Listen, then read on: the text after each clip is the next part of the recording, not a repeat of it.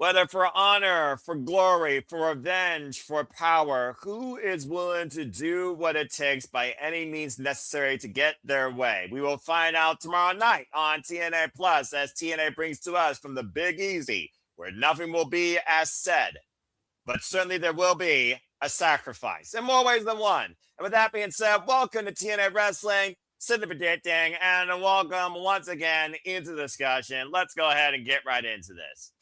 Hello, everybody, and welcome back here once again to another edition of Simply Predicting as I continue my nonstop sprint of streaming, it seems, in some capacity. Good grief. But you know what this is, for I am the simple man, the simple brand, the voice of SRS for a great for professional wrestling. Damn it. And my name is Noel Foster. So thank you all for tuning in, whether live or on demand. Please like, subscribe, comment, and tell a friend. And if you want to dictate the conversation, PayPal the passions, or Super Chat at Cazarian Studios. It's as simple as that. Before we get into things, let's go around the horn and introduce the panel for tonight. If you all don't know, you soon will know soon enough as they have become the regular Fantastic Four you have come to see on your screen, particularly for TNA Wrestling, because someone still has to give this place some sort of impact. Damn it. First and foremost, he may not be on screen, but he always pops out outside NYC on the street, and it's always good to have him part of the conversation. He's truly become one of the own here in the Simple Studios family Super Predicting. It's good to have Charles Schultz. Charles, speak now, forever hold your peace. How you feel about TNA Sacrifice tomorrow night? Good to hear you. Yeah, let's just see how it goes. I'm more questioning about the Mike Santana match more than anything. I'm pretty sure that's going to be a heavy topic of conversation in more ways than one. And I don't believe you are alone in that mindset. So thank you for that. But it's good to have you as always. And of course, as we always get interactive with Avatar Man, the definition of the owner, CEO, founder, moderator, co-signer, bringer, and sometimes the manual card inventor of interactive games and movies. It is one half of the VIP Silver Studios, the other half of the Dominguez. Shout out to Arlene who continues to pursue higher education. Shout out to Aunt Perazo that's currently trying to further endeavors of that in her own home city. Shout out to the Perazo of Honor. Of course, I am talking about Mr. TNA Predictions. Please subscribe, and we'll see how well he does in this year's league. Emmanuel, how you feel about TNA Sacrifice? Good to see you again. Yeah, kind of interested in some storylines. I mean, like, it's been but there's one more interest peak the peak with the Santana with Maclin match. That's the real interesting one. Like that storyline has been on point. It has accomplished what you expected, and I can't wait to see that match. To be honest, I'm not sure about the rest of the card, what they announced so far, but like. Because I've been seeing some episodes, but I'm not sure which one's official yet or which are. But I'd be intrigued which one made it to the cut. Well, that's why I keep up with everything, even the most mundane, the mid, the underwhelming, the questionable, and the sometimes why Summer Miller am I doing this? But that's what it means to be a fan of all things professional wrestling. Shout out to BW fan. And thank you for that, Emmanuel. And speaking of, a guy that has adopted that philosophy for the independence more than anything, being reinvigorated by this business. And again, you continue to follow us along on our road to Polder Mania with the incredible talent we interviewed from there, as well as shout out to, of course, Stoli, of course, that we had earlier for Title Match Network. And you all will learn more about that, of course, towards the end of this podcast. The Renegade Wrestling, J.J. Williams, the CEO of Cazarian Studios, and the brainchild and the hardest working man, not named me or Walter Cruz, shout out to Mr. Reliable, of the SR Studios 2024 that you are watching on right now if you are on the X. And if you are, please share and tell and subscribe and follow. And thank you so much. Renegade Wrestling, J.J. Williams. J.J., hey, we're both tired. We're both kind of sick, but we're still here trying to bring an impact. How you feeling this fine evening, my friend? I am feeling well, at least as well as I can be. Right. A little bit of a scratchy throat, a little bit of congestion, but you know what? I had to show up and show out for our interview this evening.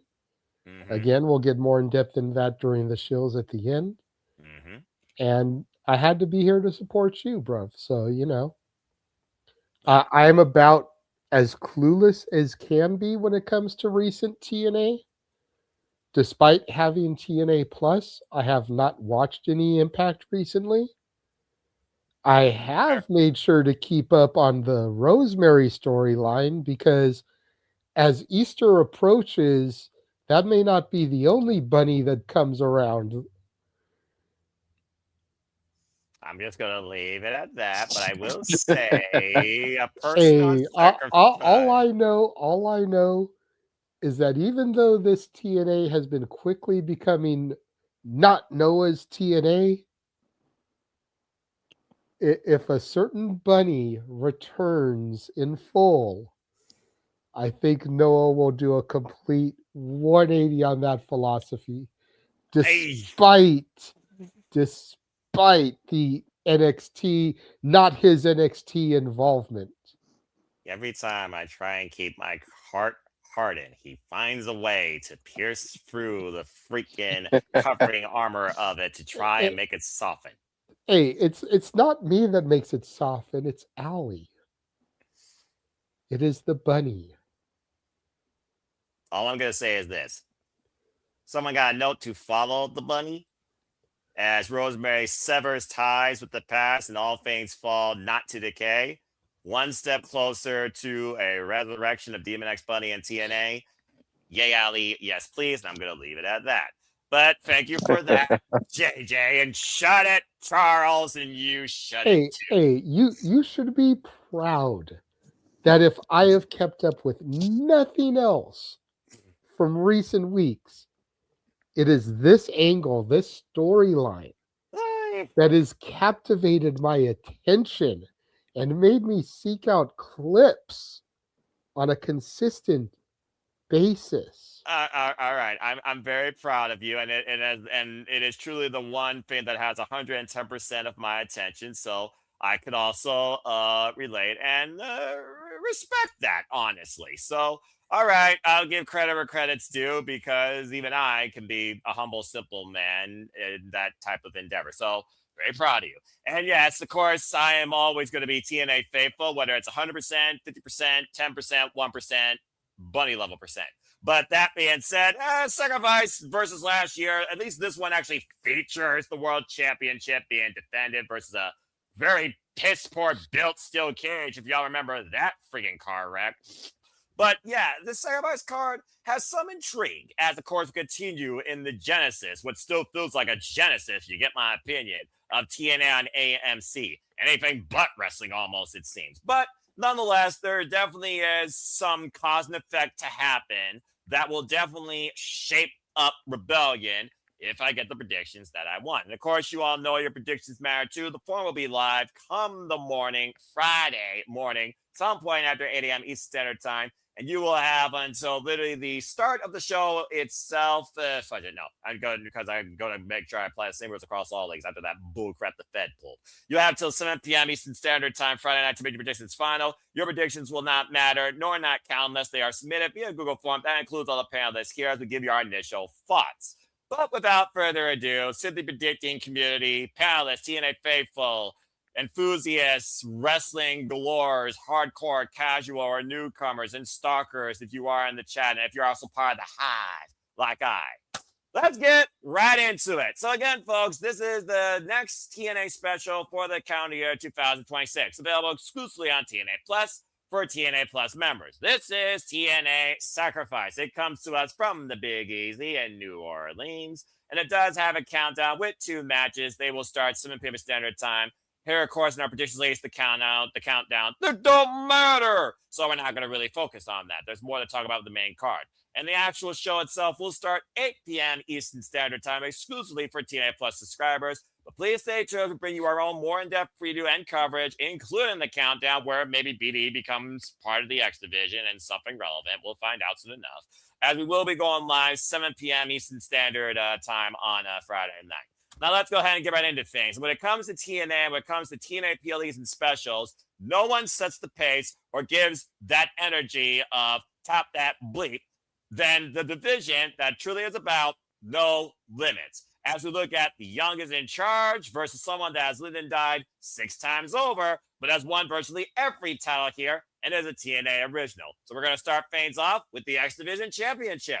as Leon Slater will defend the gold against the world-class maniac Eric Young, where we never knew what the cleanse meant, but we all know what this could mean because we all know Leon Slater still has that chance if he chooses. Option C. For if you hold the X Division Championship, you could possibly cash it in for a future TNA World Championship match. Unfortunately, Leon Slater, he might be coming in here not at 100% after eating what might be the most dangerous pile driver in freaking TNA, courtesy of that freaking maniac Eric Young, after recently suffering a neck injury. But we all know the pride of the youngest X Division champion in TNA history, going on back to the inaugural one with the phenomenal, now retired, AJ Styles. Tonight, we saw Eric Young take on, of course, Brad Attitude. And yes, folks, I know, independent name, but nonetheless, it still adds momentum because, again, Eric Young is going in here with all the focus after hitting him with a pile driver to score the pinfall.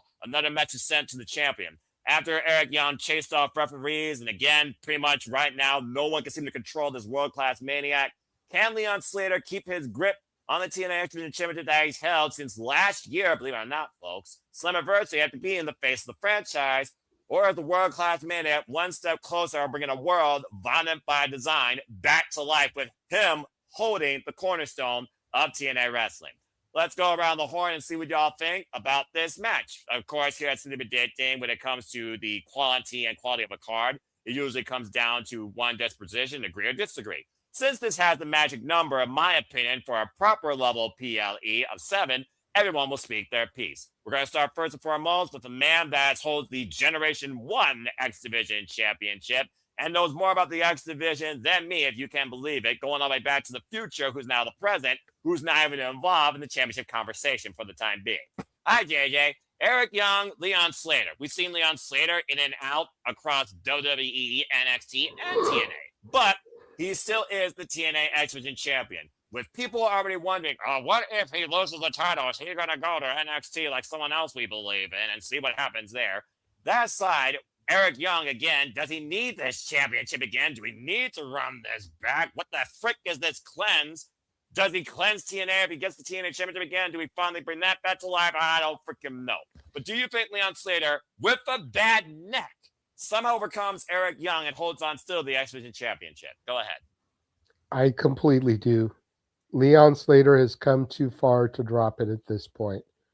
I fully expect him to make it all the way to Slammiversary. Oh, wow. Going way year for year. Sheesh. Mm-hmm. And realistically, depending on what kind of competition they have lined up from its Slammiversary, I could see him holding it till Bound for Glory. I mean, they do need to. Leon Slater is the best X Division wrestler pound for pound since the original era. I would not argue that. He belongs in the conversation along with names like Low Key, AJ Styles, Christopher Daniels, Frankie Kazarian, Samoa Joe, Petey Williams, Alex Shelley, Chris Sabin, Amazing Red. I praise and I agree. All right. So that being said, we got one for the champion retaining. And with that being said, we'll go counterclockwise with this first match, and I will also agree. I do think Leon Slater truly brings a standard to the X Division we have not seen since the likes of Josh Alexander or Moose, who was the last great heavyweight to hold this championship and hold it to a higher prestige than the TNA World Championship, if you can believe it. Taking on all comers and going across all platforms presenting this championship, not to mention he right now has held this championship for quite a number of prolific defenses, including against the likes of Cedric Alexander and Rich Swann. Cedric Alexander, former Heart and Soul 205 Live. Rich Swann, former X Division champion in his own right. And of course, Myron Reed, the Rascal, now in AEW. He's had an incredible run with this title, and I do think the young man's heart and determination will outweigh whatever damage he could be sustaining on his neck. We saw how close one of the brightest up-and-comers right now in TNA wrestling came to being Eric Young on the last PLE No Surrender, BDE, even after hitting his cutter. Unfortunately, he suffered a pile driver and suffered the same fate. But I think Leon Slater, if nothing else, leveraged my play to his favor because he's shorter. I think Leon Slater is going to find a way to outlast this world-class maniac. Someone has to do this crazy man without trying to kill him again, knowing he'll resurrect himself. And I hope Leon Slater is the answer to that conversation. So yeah, I got Leon Slater retaining as well. Charles, what do you think about this? And do you think Leon Slater will only focus on the SC Championship? Keep in mind, again, option C is there. And we know that Sonya Deville, the suit, of course, that tells you to shut up, I'm talking. We know she's trying to be very influential in the TNA authority landscape and the TNA World Championship picture. Do you think that she might try and prey on Leon Slater if he retains to maybe cash it in and go after Mike Santana? We saw what happened in the main event at No Surrender, and he was able to outlast a handicap match and pin a former TNA World Champion. Just saying. Not to mention beat him when he was defending the title. What do you think about Leon Slater as the champion? You see him still going on? Yep, pretty much. I expect him to retain here, but I do expect Option C to be used. It's been a very long while since we had Option C being used. True. That's going to be rectified this year. When? I don't know. Maybe it could be at Slammiversary Option C gets used. Or Rebellion, who knows? The last time it was used was literally Bound for Glory, and I think it was Frank Kazarian when he beat Speedball Mike Bailey. Now that I think about it, I don't think no one's used Option C since. At least I can't recall. Believe so. So that's why I see happen out of this. All right, fair enough. Manuel, let's go ahead and close your thoughts out here. Is this match unanimous, or are you already going to throw a monkey wrench into the conversation when it comes to TNA Wrestling's X Division? Lord help me if I just freaking open up a Pandora's box. Amanda, what you got to say regarding that for the championship and Leon Slater's run? Do you still have Leon Slater retaining? Oh, yeah, definitely. We're unanimous. No, there's no Emmanuel card being played. Good man. For this. Yeah, there's no Emmanuel card for this one. Yet. Yet. Keyword. Yet. I know who I'm dealing with. Keyword yet. Continue. But yes, it would be such a curveball if, for some reason, we finally see Eric Young's the clans finally come out of a feature. It would not make sense. Then I'd be questioning TNA. What the heck are you doing, premiering new people in the kickoff show? Now in the pay-per-view. Right. So. But yeah, Leon needs to win this. Like, then have the tab for a year, maybe pushing even longer. But like, he's on fire. He's the best baby face attraction that besides Santana, in my opinion. But like, you have to keep that momentum going. All right. Good deal. Well, good job so far, everybody. And shout out to Matt Helms. And again, to all you in the chat, thank you so much. And again, please like, share, subscribe, comment, tell a friend. And again, if you want to dictate the conversation, Super Chat or PayPal of Passions is as simple as that. Thank you again. And also, as you can see, we are currently doing a pledge drive here at the Super Level Studios. So if you can, please support us today and PayPal, as you see right there. Thank you for that note. All right. Well, that being said, that note's going to be far more valuable than this next match. I need to add a fart sound next time I get something like this on my screen because Stone Cold, quote unquote, what? Like, seriously, I want you all to look at this graphic and I want you to try and visualize a story that made sense how this happened. And yes, well, it's an actual match. So, what? But yes, you are looking at a tag match. We have Elijah, the guy who put Mustafa Ali in a guitar-shaped coffin, and the man who's everyone's favorite from your hometown, the hometown man in tag team action.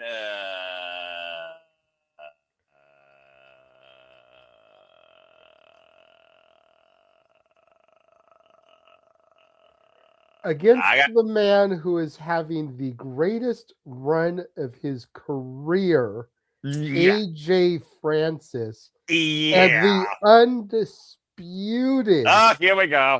King Here of we go. TNA. Oy.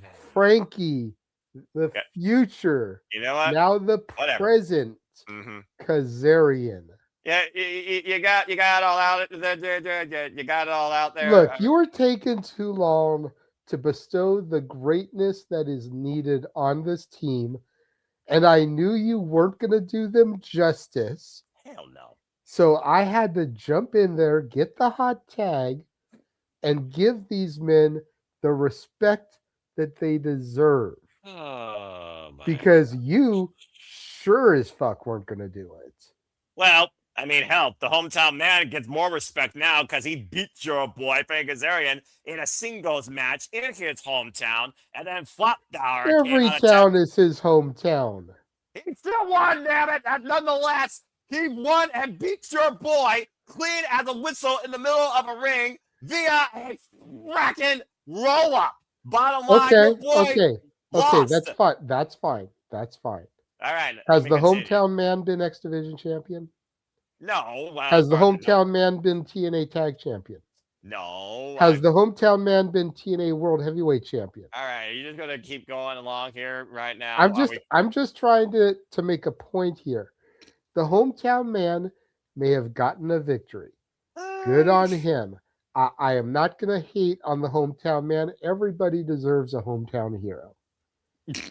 But at the same time, wins only matter when they're important wins. All right. Anyway, well, this is not important, and neither is the other team. But that being said, Flopdower was on You're right. commentary. The Alisha and the hometown man team is not important. You're 100%. You finally say something we agree on, Noah. I did. Don't even, JJ. And you know what? We're gonna go into Simple Man tonight if we don't get off this match quicker than a friggin' John Oliver roasting rant. But that being said, bottom line, hometown man beat Frankie Kazarian while Flop was on the freaking commentary table. Elijah came in though and slammed the guitar into Flop's back to aid his friend, as hometown man Elijah are mutuals, which led to this conflict. Straight up, it's a conflict tag grudge match, folks. It's as simple as that. So that being said, he started first last time. We're gonna go freaking crisscross this time. Hi, Charles. Let's see if we can make this more viable out of something from a manhole, if possible. What do you got to say regarding this match? What team do you got winning? Hometown man keeps the advantage, or does Kazarian and AJ Francis somehow make that money and make everybody freaking rant? First of all, you know who I'm going with on this just because in this match. You should know by now. I was want to get on JJ for that, what he was saying about the whole man's team who his partner was. That's number one. Exactly. I'm going with the hometown man and Elijah to win this. Oh, who's back, Elijah? He literally walks with Elijah. He'll walk with Elijah for the damn desert to Las Vegas. The biggest roadie I've ever heard for freaking Elijah. All right. Okay. So that being said, he's got Elijah in the hometown man. Exactly. Good. Okay. Very good. Very, very, very, very, very simple. All right. Emmanuel, you know what? Fuck it. Yeah, that's right. I said crisscross. My brain already hurts from this. I knew my brain was going to freaking go into a whole tailspin because of this match. Now, why JJ endorses the self-proclaimed former king of TNA, like I have to ask what prediction he's going to go with, but fuck it. Let's get an opposite opinion, shall we? And make it 1-1. So go ahead, JJ. Speak the greatness of that team and tell me why they win. You're 100%, Noah. I'm definitely going to go for my boy, Frankie Kazarian. I know. And the former top dollar. Oh, bloody hell. AJ Francis. Again, considering that the hometown man just got a fluke victory on the go-home show, you're going to give the 50-50 booking. You're going to let Frankie and AJ get the dub here. Frankie needs a big dub on a pay-per-view. AJ's been jobbing a lot on pay-per-views. Accurate. They deserve a good victory here. the hometown man cannot win in every hometown. No. He's got to lose sometimes. And this is going to be one of those glorious L's as the king trounces on that peasant that is the hometown man. And Elijah, poor Elijah, is just going to have to walk that lonely road, the only road that he has ever known. Don't know where it goes, but it's only him, and he walks alone. Back the fuck out of there. And there's one man who I know agrees with me. And while I'm sure the king of TNA would agree with me, he's not here, but there is someone who popped in the green room who, if you want to bring him on stage, Noah, I know agrees with me. Yeah, I know that we got the court jester, the king, and the royal court all here tonight because, ladies and gentlemen, Jeff motherfucking Meacham is on City Predicting once again tonight. I'm sitting here trying to get my office reestablished after being gone for a week, and Mucker Brothers are disparaging the king of TNA. I had to hop in here. Some bullshit. Hey, Jeff. Seriously. I'm an seriously. handicap. God damn. Like, man. All right, look. Listen. Yeah, listen. There's shit going on. Okay, sorry, wrong show, wrong character. Anyway, a lot of shit. A lot of shit. Go ahead, Jeff. I told JJ I was going to attempt to tell you no, and I did not have the opportunity. I have not watched near enough TNA to be a productive member of this panel for this pay-per-view that I am going to get to watch tomorrow, thankfully, which I love because I'm off tomorrow. But nice. I will say that I came for two reasons here. One, to support you because I know that you were unable to be part of the interview earlier, so I wanted to make sure I threw some support your way. And here I come to support you in your endeavor to simply predict the wondrous brand that is TNA Wrestling, and you're disparaging its very monarch. So now I got to come in here and talk some shit. So, which is fine. It's fine. Everything's fine. Great. It's fine. You know, whatever. Fine. Go for it. Fine. Shoot the breaks. It's fine. Look, I like Elijah as much as the next guy. He was solid to me at Rebellion when I went last year before Carlos took it away from us and gave it to you all fucks in Ohio. Which is fine. It's fine. Damn. You're the one that brought it up, apparently. Continue. Okay, Carlos and I are gonna have a word. Anyway, I'm in the middle. To me, I have the TNA banner above me. Haha, I'm defending the company. You know that actually is more appropriate, honestly. Continue. Day one-ish, man. Day one-ish. God help me. You and me both. I like Elijah. I do. I liked him as Elias. I even liked him as Ezekiel, much to Kevin Owens' chagrin. I will say that. They were the same person, Kevin. I acknowledge that, sir. I acknowledge that, Kevin. They were not the same person. Thank you, JJ. I was going to say that. Ezekiel did not have a beard. No. We are not exactly, JJ. I agree. Oh, shut up. This is the way we stir the chaos, stir the chaos. This is it's down to the feast privilege. Anyway, that's bullshit, but that's okay. Bloody hell. And the hometown man, where are they first sacrificed? New Orleans? Yes. If the hometown man is going to be on the show, he's going to be too freaking liquored up from Mardi Gras to even be worth a damn in this match. So, whatever.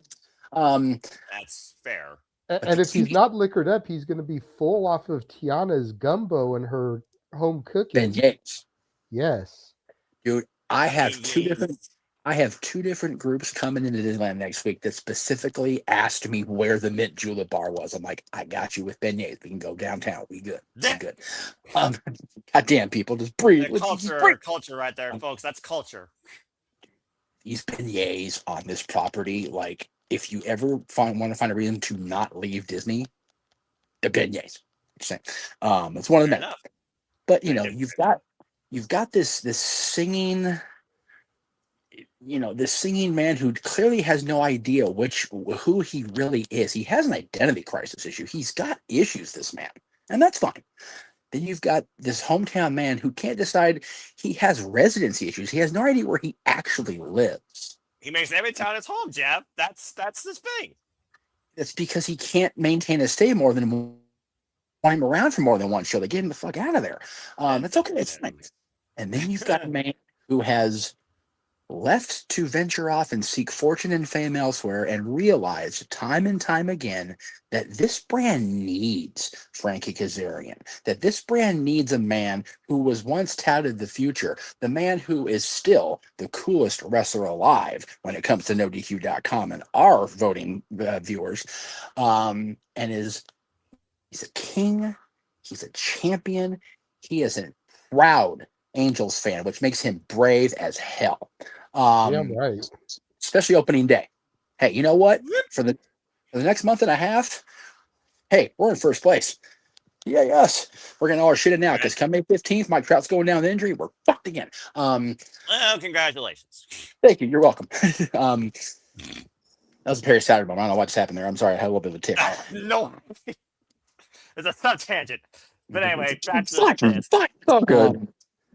I just could not sit by here as I try to ready my office for the weekend because I am going to be here next weekend for the shenanigans and all throughout the week doing the No DQ review, the Greg Cherry show, and shenanigans with Izzy Moreno.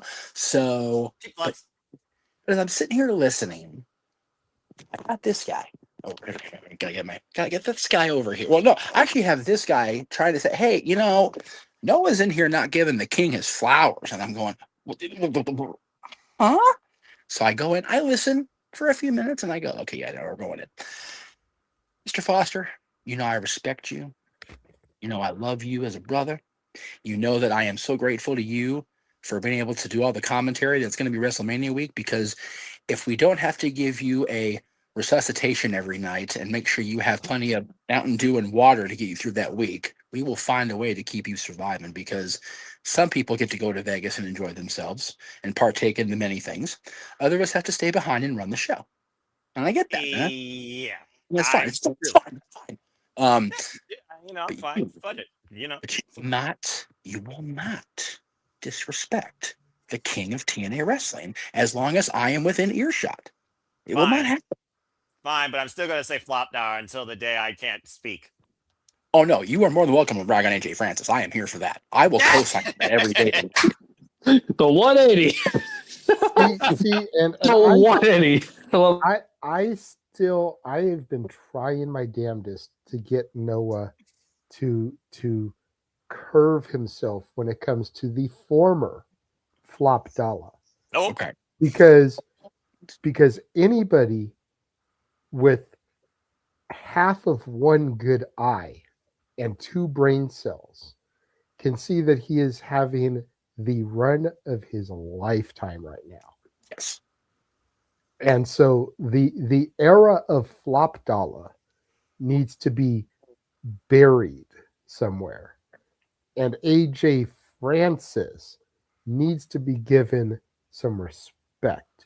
Some respect needs to get put on that man's name. After giving one of the worst talk show segments in history, where I might as well fly coach for life if it avoids the VIP penthouse, hell to the no. This guy has wasted more airtime in my life in this realm of TNA wrestling than I can remember. And we all lived through the Hogan era, folks. Exactly. I will say this. AJ Francis can go a long way this weekend if he can aid true wrestling and TNA royalty into victory. And if this team somehow loses with Frankie as one of the participants, I mean, what are you going to say then? If this team loses and AJ Francis takes the fall, I got to keep siding in with this guy now. JJ, I'm sorry. But if Frankie somehow slips on a banana peel, hits his head, pulls a Jeff Meacham, and is concussed for a weekend, then, you know, that is what it is. And I'll blame myself for that, really, because much like we're responsible for MJF within the No DQ community, it'll be my friendship with Frankie that distracts him and makes him slip up, because clearly he won't do that his own self. Frankie's too good for that shit.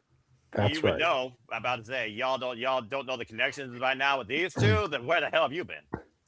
And I will say is I do need to dip out, unfortunately, because I do need to get for real back to work. But I will say, if you don't know the connection between Frankie and you don't know the history of Jeff Meacham, which I again, I'm not so arrogant to think that everybody knows. I actually did an interview this morning. I don't know when it's going to go up. He just did an interview with Greg Cherry as well. Tom Talks Rubbish over on Twix. We spent about 45 minutes just him gushing over me mainly and asking me the important questions, which I still find so funny that people want to interview. I get the same feeling when I first walked into their apartment back in 2009, and I had two very distinctly different personalities, both Jeff Meacham in the middle of their living room. I'm going, dude, I'm just here to hang out, y'all. I'm good. It's okay. And it wasn't JJ. I will say it wasn't JJ that was marking out, because JJ JJ has far more tact than that, thankfully. But I think that's why I've been able to help secure some of these interviews, is because I actually have tact and I don't mark out. No, and it's one of those. It's not necessarily a bad thing to mark out. You just have to know when to temper it, know when to say when, and for the love of God, folks. And I said this morning. You need to read the room in every situation in life. Noah, you deal with IT on the regular. How you've maintained your sanity between being an IT and being a wrestling fan, that is why you're the MVP of this group. Not because of your masterful voice or because of your adorable, sweet personality. It's the fact that you've maintained your sanity in the two roles you have in life. Because if any one of us had both of those roles, we'd be doing the commentary with our hand snap behind our back. Everything's okay. Everything's fine. Telling it. So you are why we get to do what we do every week, and especially in my prolonged absence as a regular personality, because you are the anchor that keeps this series of channels tied to its seat. Nice. I'd try. But yes, as far as the official match prediction, not knowing a goddamn thing about the product right now because I've been so busy with everything else. If the King somehow loses a match, it's clearly AJ Francis' fault. So fuck that guy if he loses. Okay, fair enough. Well, thank you for that, Jeff. That being said, it's Are we calling Sacrifice tomorrow on our channels? Yes, We we are. are. We always do. So it will be me and insert name here as always. Noah and Walter. Noah and Walter. Okay, well, we'll make sure we drop that plug at the end of this show. And if Jeff happens to be home, he'll turn on TNA Plus on his TV, but on his audio will be the Simple Reliable Studios. There you go.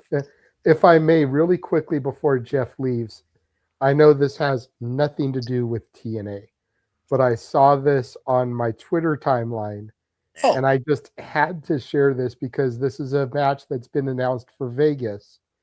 Not going to be at a show that I'm going to be at, but I just... What are you looking at? What we got? Our RBD QT Marshall and Starboy Charlie versus the Demand. Okay. So you have the newly ID'd WWE ID champion. Yeah. QT Marshall from AEW. The Demand from AEW. Yeah. And everybody's favorite stoner, say it with me one time, Rob Van Dam. And former TNA World Champion. Former ECW World Champion, former WWE World Champion. Yep. Current friend of Jeff Meacham. Gotta give him all the accolades. Fair enough. Fair enough. Wow, that's a big six-man tag. Yeah. If that wasn't running opposite Bloodsport, we'd probably be at that. Right. It's Bloodsport. Walter's not going to miss that. No, and the fact that it's all but locked that Natty and Shane are going to be in the cage together, you unimaginable bastard, you. But I'll be calling Next time you're trying to work his magic. Hey, RVD, come on the show. Dude, come on in. Oh Lord. Hey, you know what? He is a father of two little baby twins. He's okay to have a break. Hey, you know what? That's fair. I popped into his stream the other night and it just, finally was able to congratulate him because he and I have not chatted a moment since the kids were born. So, and we've both been a little crazy. So happy for him and Katie and the twins. It makes me cry. But anyway, Yeah, I am looking forward to Sacrifice tomorrow. I'm going to attempt to watch the show and then get back into the product, much like I've done with AEW. Tony and team, you can thank Maxwell Jacob Friedman for not only still being the world champion, but the fact that it was his birthday and I watched that show. Which, by the way, I finally watched the main event all the way through. Dear God. And I got to see it live. Hangman Page is lucky he's alive, let alone just only on recovery. Right? Good Lord. Again, sub-tangent. All right. Because I wasn't there, I had to take him out afterwards. Anyway, maybe. Thank you always for letting me come in, and I will either in the chat room or tomorrow on the air. I will see you all at Sacrifice. Sounds good. Sounds good. Thank you so much, Jeff. Appreciate you always, man. All right. Always. Well, that being said, as we return back to our really scheduled conversation, it's 2 for the King, 1 for the Drifter. And that just leaves Emmanuel. Well, actually, 2 and 2 because, yeah, I also picked Elijah, of course. That being said, hi, Emmanuel. Well, you had a lot of food for thought and then some. Probably got more on your plate than you actually can consume. But that being said, let's go down to your prediction. What do you guys say regarding this tag team match? First of all, wow, how do I follow that? I was thinking the same thing. There's a reason why I say it's simply predicting anything but. Continue. When I heard JJ episodes later, what the hell have I started? Well, I heard JJ say Elijah walked that lonely road. The first thing I thought of is Green Day's I walked this lonely That's road. exactly what I was doing. I was quoting Thank you, that Emmanuel. I was gonna say it. I was like, JJ, you, I know what song you're referencing. And here I'm thinking about, and here I'm thinking about him riding on a horse with no name. Feels good to be out of the I was rain. listening to that song earlier today too. I'm like, damn it. Anyway, That's honestly one of my favorite Green Day songs. Thank you. I agree. All right, enough music, guys. Let's get back to the wrestling here. Continue. Yeah, Emmanuel. let's save that for next karaoke, Noah. Oh God, help me. But yeah, like you guys make the compelling points, but I gotta go with the King, a TNA. Damn it. Good boy, Emmanuel. Good boy. You corrupt him. All right, fine. So that being said, it's 3-2 in favor of the King and Flop. All right, not to do the King of Rap. Anyway, there's only one reason. Like, are we have to believe that the hometown man is gonna actually help Elias in the long run in this tag team match? We got R-Truth and Damian Priest as SmackDown Tag Team Champions. I think any team's possible at this point. Anywhere. But that's WWE. We're talking about TNA. TNA is fully becoming a Timu WTNA farm. We don't have R-Truth and Damian Priest. We have John Cena and The Undertaker. JJ, stop being in my mind. I was gonna say that. I'm really, again, I feel like TNA Sleep Addicting is right now becoming the vein of my existence. All right, that means you asked for it. 3 for the King, 2 for the Drifter. Right. Moving on. Golly. That's right. And hopefully the winner is going to be the man whose autographed action figure I am looking at right now. Well, you don't have an autograph action figure of either of these women, I imagine, but you're about to see 2 knockouts. And talking about freaking Genesis, this knockout's got more freaking greenness in this knockouts division than I can remember, and no Green Day songs are involved. But there will be a little bit of violence, which may please me. Plus, I remember Elayna Black before she went to NXT and became a skater girl with a bad prop. Now it seems like she's legit again, and I'm all for it. And now she's going legit with Sade in a no disqualification match. For those that don't know, this match really picked up back at the Knockouts Battle Royale. Of course, at No Surrender, that determined at the time was supposed to be the number 1 contender for the TNA Knockouts World Championship. I'm going to do my best to keep my composure during that match. No promises, though. And these two have been kind of at each other's throats ever since. Currently tonight, Elayna Black was in action one-on-one against someone else we're going to talk about here pretty soon.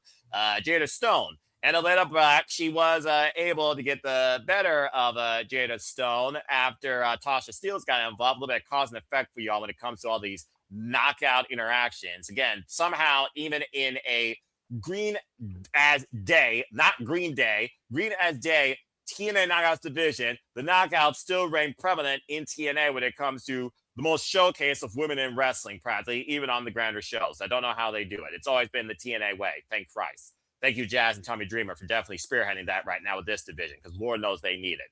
Anyway, tonight, Elayna Black was able to take the win, dropping her with the blackout. I've also seen Elayna Black, of course, use a knuckle duster previously. And we've seen these two kind of brawl a little bit and get in each other's faces, where now we have this match where if these two can't seem to sell it one-on-one fairly in the ring, fuck it. Let's throw up the rules and have them go batshit crazy. The TNA way. And so we have a no disqualification match. So the bottom line, while Elayna Black, who might I add, was the first order of business for Sonya Deville to hire as a knockout for TNA Wrestling, why, of course, we have Sade, who's been endorsed by the Hardys. We'll see how extreme she truly can get. Let's see which one of these two can become one step closer to becoming the knockout in the Knockouts division, where right now it's anyone's ball game if your name's not NXT. You can only hope and pray that you prevail. But let's go ahead and see what y'all think about this. Emmanuel, I don't believe you've been first yet for a match, so I will start you out with this. No disqualification, knockouts action. Sade, Elayna Black. Who you got winning this match? To be honest, I think Elayna Black has to win this one. Like, she needs to have to prove a point why they contract her and why she deserves the knockout opportunity championship for the women's side. So I like her work. Like, I appreciate her effort. Like, I see the appeal to it right now, but like at the same time, like I'm kind of torn because like, are they gonna book a baby face to face Arianna Grace after this, or we gonna see someone else that we could discuss who might be a new champion? But if she, I'm not sure if the knockout championship, the women's championship is booked tonight, but I gotta find out there. That's booked, and you're gonna hear a whole lot about that from me soon enough. I'll tell you that hot shit. Go ahead and continue. But I have Elayna Black winning this, like, but it's very close. I'm like 51-49 at least. So I'm kind of a little bit torn, to be fair. Well, with these two knockouts, that's justified because, again, as I said, the last time these two went one-on-one, Elayna Black got the better of Sade. And to the point why Elayna Black right now has had all the momentum so far, it seems, in TNA since being signed, JJ. So, again, as you still have the original graphic and you know all about Elayna Black in a former life, where, again, she was basically very straightforward on Denise Lasea's podcast when it came to that, what it did, what it meant, what it actually was versus what she is now, and how she took a mental break and now she's back from the place that made her sick in the first place in a whole different realm where she could truly be herself again. Whole different conversation. Sade and Elayna Black, they just did nothing tonight but argue until freaking security was trying to break them up. So again, these two can't wait to go cat fight Joey style on this shit, if you know what I mean. So what you got to say about this? Again, you don't know much about Sade, but if you do know, of course, she was also involved in your NXT. For those that don't know, you remember Takara Jackson? Yeah, the less talk about her, the better. That being said, Elayna Black, I do think Elayna Black offers a lot of potential here in the Knockouts division. And I do think with her being here, she's going to own that more like someone else that should be champion. I pray she becomes it, who's become the knockout, in my opinion, subculture represent. I think she needs the win personally, but that's just me. So actually, I'm going with Elayna Black. What do you think? So in the matchup between Jakara Jackson and Cora Jade from my NXT, see, here's the thing. Buy the t-shirt. Buy the t-shirt. Cheap plug. I love me some Elayna Black. Oh, I love me some Cora Jade. I'm well aware. But I feel like the rocket has been strapped to Sade. Possibly because during her metaphor days, she never truly got the opportunity to show what she can do. And because of that, I think she's going to get the dub here. My little heart is going to be cheering for Elayna. But if I'm in Vegas and I have to put money on this, I'm betting on Sade. Okay. Again, you know your prediction's not official till 7 p.m. Standard Time when you fill out the form. So who knows? If you go back and look at the clips and the last match, it might sway your judgment, but you also might be on point. To that point, Charles, again, like I said, they're only one on encounter. Elayna Black stole the victory with a set of knuckles straight to her temple. And that's really the story of this, folks. Battle Royale singles match, at each other verbally, and now we have no disqualification. Technically speaking, it's 1-0 in this feud that could continue. This is their second encounter, but you got no rules. So, Charles, what do you think about this? B. So, my mic was muted. Wow. You're lucky I was counting you down, Jeopardy. I was already talking. I was talking, and then I just didn't realize shit. Very Here good. we go. We're Also, already off. There it is. Already off the rails as always here at City Predicting. Off the rails already when Jeff came in here and ripped you apart for freaking disrespecting the king of TNA. But, you know. That's right. Look, I'm still going against him because I'm backing Elijah, but, you know. Well, that's a whole different conversation. That being said, your pick on this also botch. There it is. I'm expecting her to win this. Because I'm also trying to think, was she confronted by a white rabbit or something? Or was that somebody else? Well, now that you mention it, there was a note that was given to Sade tonight to follow the White Bunny as Rosemary continues collecting 7 deadly sins that are tied to Ali's unfortunate demise. Now overcoming pride, greed, envy, wrath. And there's only 3 sins left, but the undead realm's the final mark on this escapade to bring the bunny back to life as we approach the day of resurrection in what's being called Project Lazarus. Lazarus, of course, having biblical connections going all the way back, of course, too, as I talk about Jesus coming back to life. But that's a whole different conversation. Yes, I'm talking about this because this is more important than anything else right now in the entire Knockouts division. That being said, back to our ready schedule programming. Go ahead, continue. That's what they did that for a reason, which means something's happening in this match with her. I don't know what. If just whenever we see a white rabbit just show up out of thin air during the match, I don't know. It'll be the most craziest thing we've seen. It's TNA. You realize what you're talking about, right? And you know what? Fair. TNA isn't afraid to have people get killed off. Don't remind me. Hey, it's happened before. I know. Even though they had cheated that with Mr. Resurrected Eric Young over here. Well, but here's the thing. I don't think Eric Young was stuck in the undead realm. The bunny has been and still is. And I hope Rosemary gets her out of there. Sincerely. Continue. Yeah. But I expect Mara to win. Something's going to happen with that right rabbit thing. Something's going to happen. What? I don't About to say, this is a supernatural embarkment, folks. Look, y'all don't understand this unless A, you follow Demon X Planet like I do. B, you follow the connection, the story, and the Hive, and Rosemary and Ali as long as I have. And 3, you still hold on to TNA Wrestling, bringing Ali back to life because you understand what this means, particularly to Rosemary, who has not held the championship since 2017 and 18. Anyway, go ahead. I saw your hand up. Which quite some point, I think it was the fact to just point out, oh yeah, the white rabbit had blood on it too. Like, yes. She still is in the same outfit that she was killed in by fucking Su Yung. I'm not talking about Ali, about the white rabbit itself. Yes, and it's a bloody symbol of what she was. That this manifested corporeal specter is the only reason right now I'm really invested back in TNA Wrestling, being perfectly honest.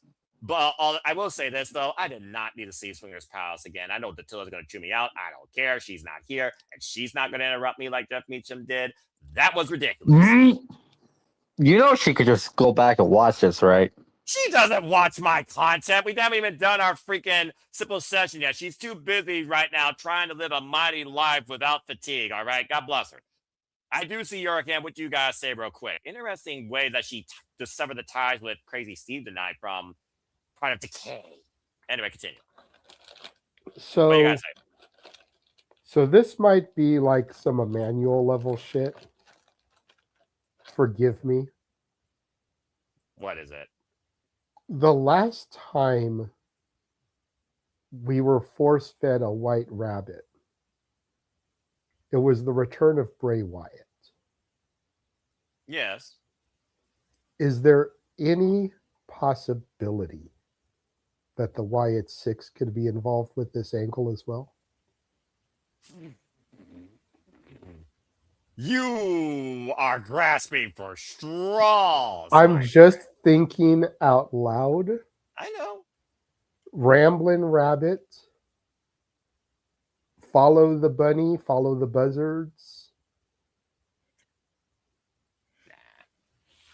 We've already seen Allie. I think she's a lock in this. But is there any possibility?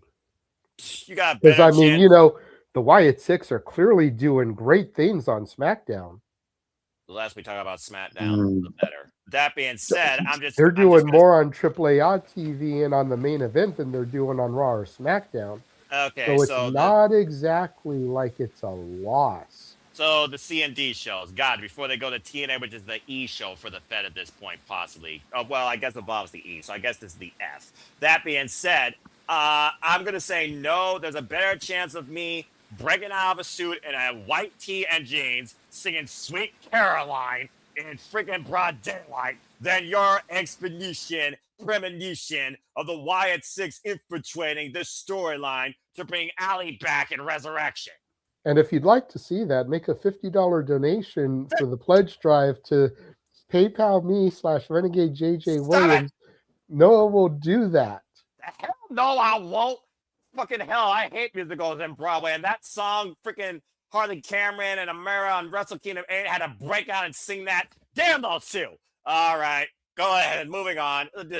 Anyway, I think it was pretty much split between Mara Sade and Elayna Black with the White Bunny interception. And we don't know where that bunny's leading her past Sacrifice. Then again, the show is called Sacrifice. Is Rosemary trying to make a living sacrifice? Well, she did say those sins would be more dangerous as they go. Wait, she's done pride, greed, envy, wrath. What sins are left? Now I'm questioning everything. Lust and sloth. Oh, you're right. Lust, sloth, and gluttony. Less sloth and gluttony. Way off a sub-tangent here. Bottom line, the only thing that matters to me, Rosemary bring the bunny back to life. And $50, Dwayne. Dwayne, no, shut it. He will do Sweet Caroline in a white t-shirt. Just shut it. Everyone shut it. Damn it, shut it. Yes. I'll join him. Like, it's a classic. I'll join him. Oh, bloody I'll do the bum, bum, bum. No one's doing that, especially not tonight. All right, that being said, we split between Mara Sade and freaking Elayna Black, but these knockouts should not this match out. Emmanuel, I do see your hand. What do you guys say before we move on finally from this madness? But yeah, I agree with JJ, because like once the Wyatts get the Uncle Holly get his banner back, like what else is there to do with the Wyatts? What's next for them? Like they are in limbo, so why not take them to TNA? Like it will give a purpose for Nikki Cross, who hasn't wrestled in I don't know how long. Like I don't know when the last time she wrestled. She's not even injured. Like it's baffling. Why bring her back if you're not gonna utilize her? What, like, why is she not trying to get the women's SmackDown title with Jade? Or like, what's her purpose in the Wyatts? I got no clue. What's the purpose of so many things right now going on between TNA and WWE, where both are so mid to me that I needed AEW, Star and New Japan to bring me back to life again, more than Evanescence Afterlife song for Devil May Cry 2. I'll let you be the judge of all that. Without further ado, let's move on, please and thank you. Dwayne, the deadline is the end of this stream. God, stop it. You have until the end of the stream. Oh God, I don't know how much longer we're gonna go. We've only done 3 of 7 matches. So you have until the end of the stream, and because it would require a wardrobe change for Noah, he'll do it at the end of the stream. What the fuck is wrong with you people? I agree with JJ. Of course you do, you freaking parrot. All right, let's go ahead and move on from there, shall we? The system is flawed, the system is broken, and the system needs to be freaking shut down for good. Maybe like this stream. And maybe Moose, the face of the franchise, is going to do that when he finally takes on the face of the system, Eddie Edwards, or should I say the motherboard of the whole damn fucking thing. Screw the freaking CMOS battery, freaking heat sink, freaking solid state drive, and freaking SDDRAM DDR5. It's Moose versus Eddie Edwards with the system likely in his corner, as Moose has, pun intended, systematically been trying to destroy the system and has successfully. It all started with a ridiculous street fight-esque match against Cedric Alexander. He recently overcame Brian Myers in record time. And of course, this past TNA, he was able to overcome Bear Bronson, which only leaves one obstacle left. The very man that kicked him out of the system in the first place and rebooted it with those men, Eddie Edwards. And Alisha Edwards has been encouraged by Moose to continue moving forward in TNA to the point she has resigned. But as you can see, she is no longer with Ride or Die. She is with Moose. Moose right now is becoming proverbially the babyface of TNA, not a Mike Santana. But again, Eddie Edwards, we also got to keep in mind, folks, Eddie Edwards still has a guaranteed shot at the TNA World Championship, and he can call his shot at any time thanks to the Feast or Fired briefcase. We all saw how well that worked out when it came to Tatum Paxley taking advantage, of course, after Easy Dame was able to take Thea Hales and actually Mr. Record Championship on an open challenge opportunity. Eddie Edwards, though, has a guaranteed shot, and we know the TNA World Champion is in the building and is defending. So bottom line, do you still trust the system, or will Moose finally dismantle it once and for all with the help of Alisha Edwards in the corner? Let's go around the horn and see what y'all think about this. Charles, I will start with you. Do you trust this new system, System 2.0, might as well be Norton versus AVG, or do you believe Moose finally dismantles it, shuts it down, and breaks it all together? I love the fact that I know that reference you were making at the end there. One. Number two, that comment right there pretty much just says it all. Eddie was just winning this with the help of his wife. Oh, you sense a betrayal angle, the fixing the whole time, a virus. Yeah, that's basically the whole time I've been seeing ever since working with freaking Moose. It's like, yep, just wait for the inevitable betrayal. I mean, she's been stopping the system, constantly attacking Moose ever since Moose was kicked out after JDC officially retired and Eddie Edwards turned his back on his friend. You really think Alisha Edwards is going to become two-faced gold digger turncoat once again? You're freaking trash from Boise. Yeah, basically loyalty. Just all flat out secret. Just swerve. Just wait for it. Just swerve. All right, fair enough. So that being said, you actually have Eddie Edwards overcoming Moose. Yes, pretty much because of that betrayal. All right, then.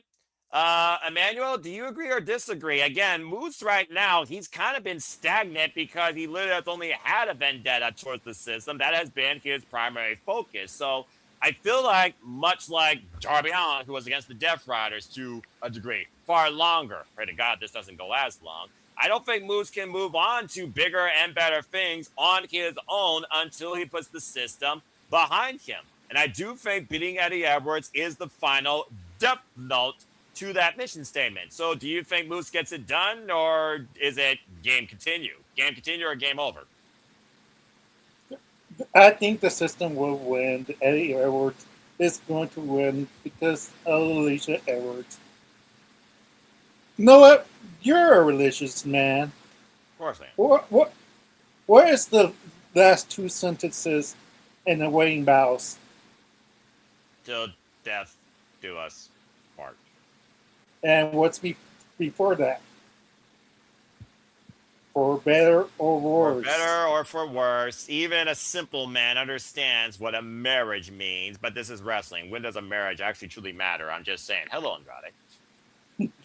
But that's that. I think that's what the Alicia's good vision. Like, for better or worse, like I gotta have to stand by my man. She's not married to Cedric Alexander. She's not married to the rest of the system. She's only married to one man. And even though like, she might not like his tactics, she's gonna stand by her man. Not Blue Bears related, but stand by your man. Not copyright. I remember that song from my freaking jukebox country clock. I don't need to hear it anymore. But she's gonna help them win, and we're gonna have to. And plus, TNA needs to have Eddie to be a legit contender. Like he might be the next world TNA champion, the men's. So. All right, we'll see. I'm just gonna say this real quick, JJ. Tonight, it took the entire Atlanta Falcons running defense. For those that don't know, by the way, Moose traded away a complete career in NFL to become a full-time wrestler, and just ended up constantly being part of TNA Impact Wrestling, brought in as the Miracles Heavy, former, of course, Mike Bennett with Maria Kanellis. That being said, he took on a beating and a brawling war tonight with Big Bear Bronson, a man you're very familiar with, of course, with GCW coverage. It took an entire defensive line from the Atlanta Falcons to help Moose when it was critical, when the system got involved, basically, to allow him to hit him with a clothesline for the win. And again, he beat Brian Myers in less than 5 seconds. Is that really a match? Yeah, you tell me. Nonetheless, Moose, spear, Moose, spear, Moose, spear. It's been the story of the system's downfall one by one by one by one. Only one peg left, shorter than a friggin' arcade tower in Mortal Kombat.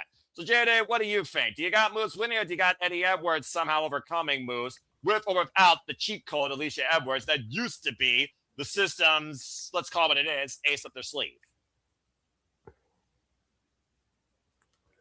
I do think we're getting the Alisha Edwards turn. Damn it. I don't know if it happens and it helps Eddie win, or it comes after a Moose victory.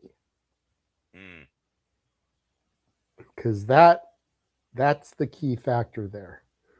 Yes. Because while a lot of people here are speculating and assume that Alisha would turn to help her husband win, yes, we also could have the situation where Moose gets the W, the rest of the system jumps him afterwards.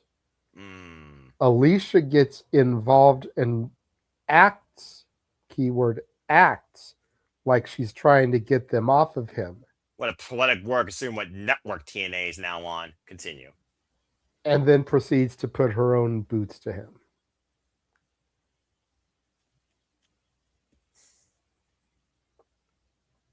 All right. Wins the battle, but not the war.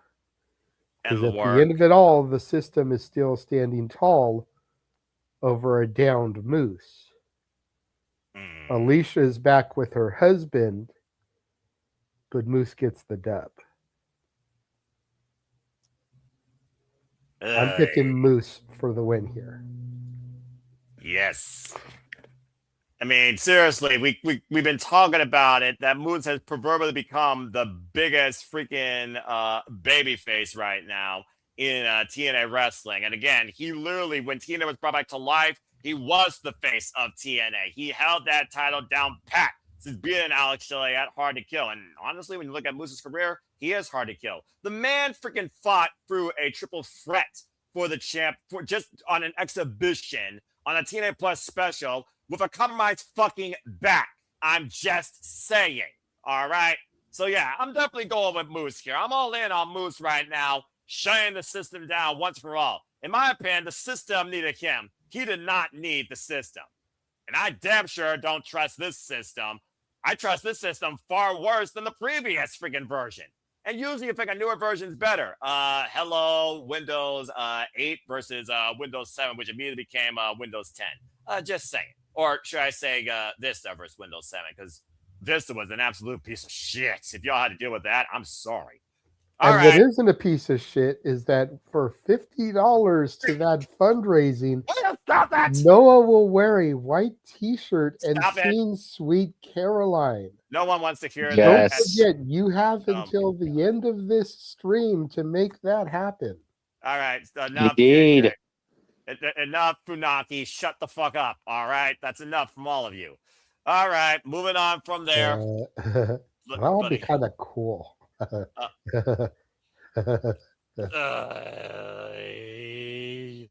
Surrounded by fools.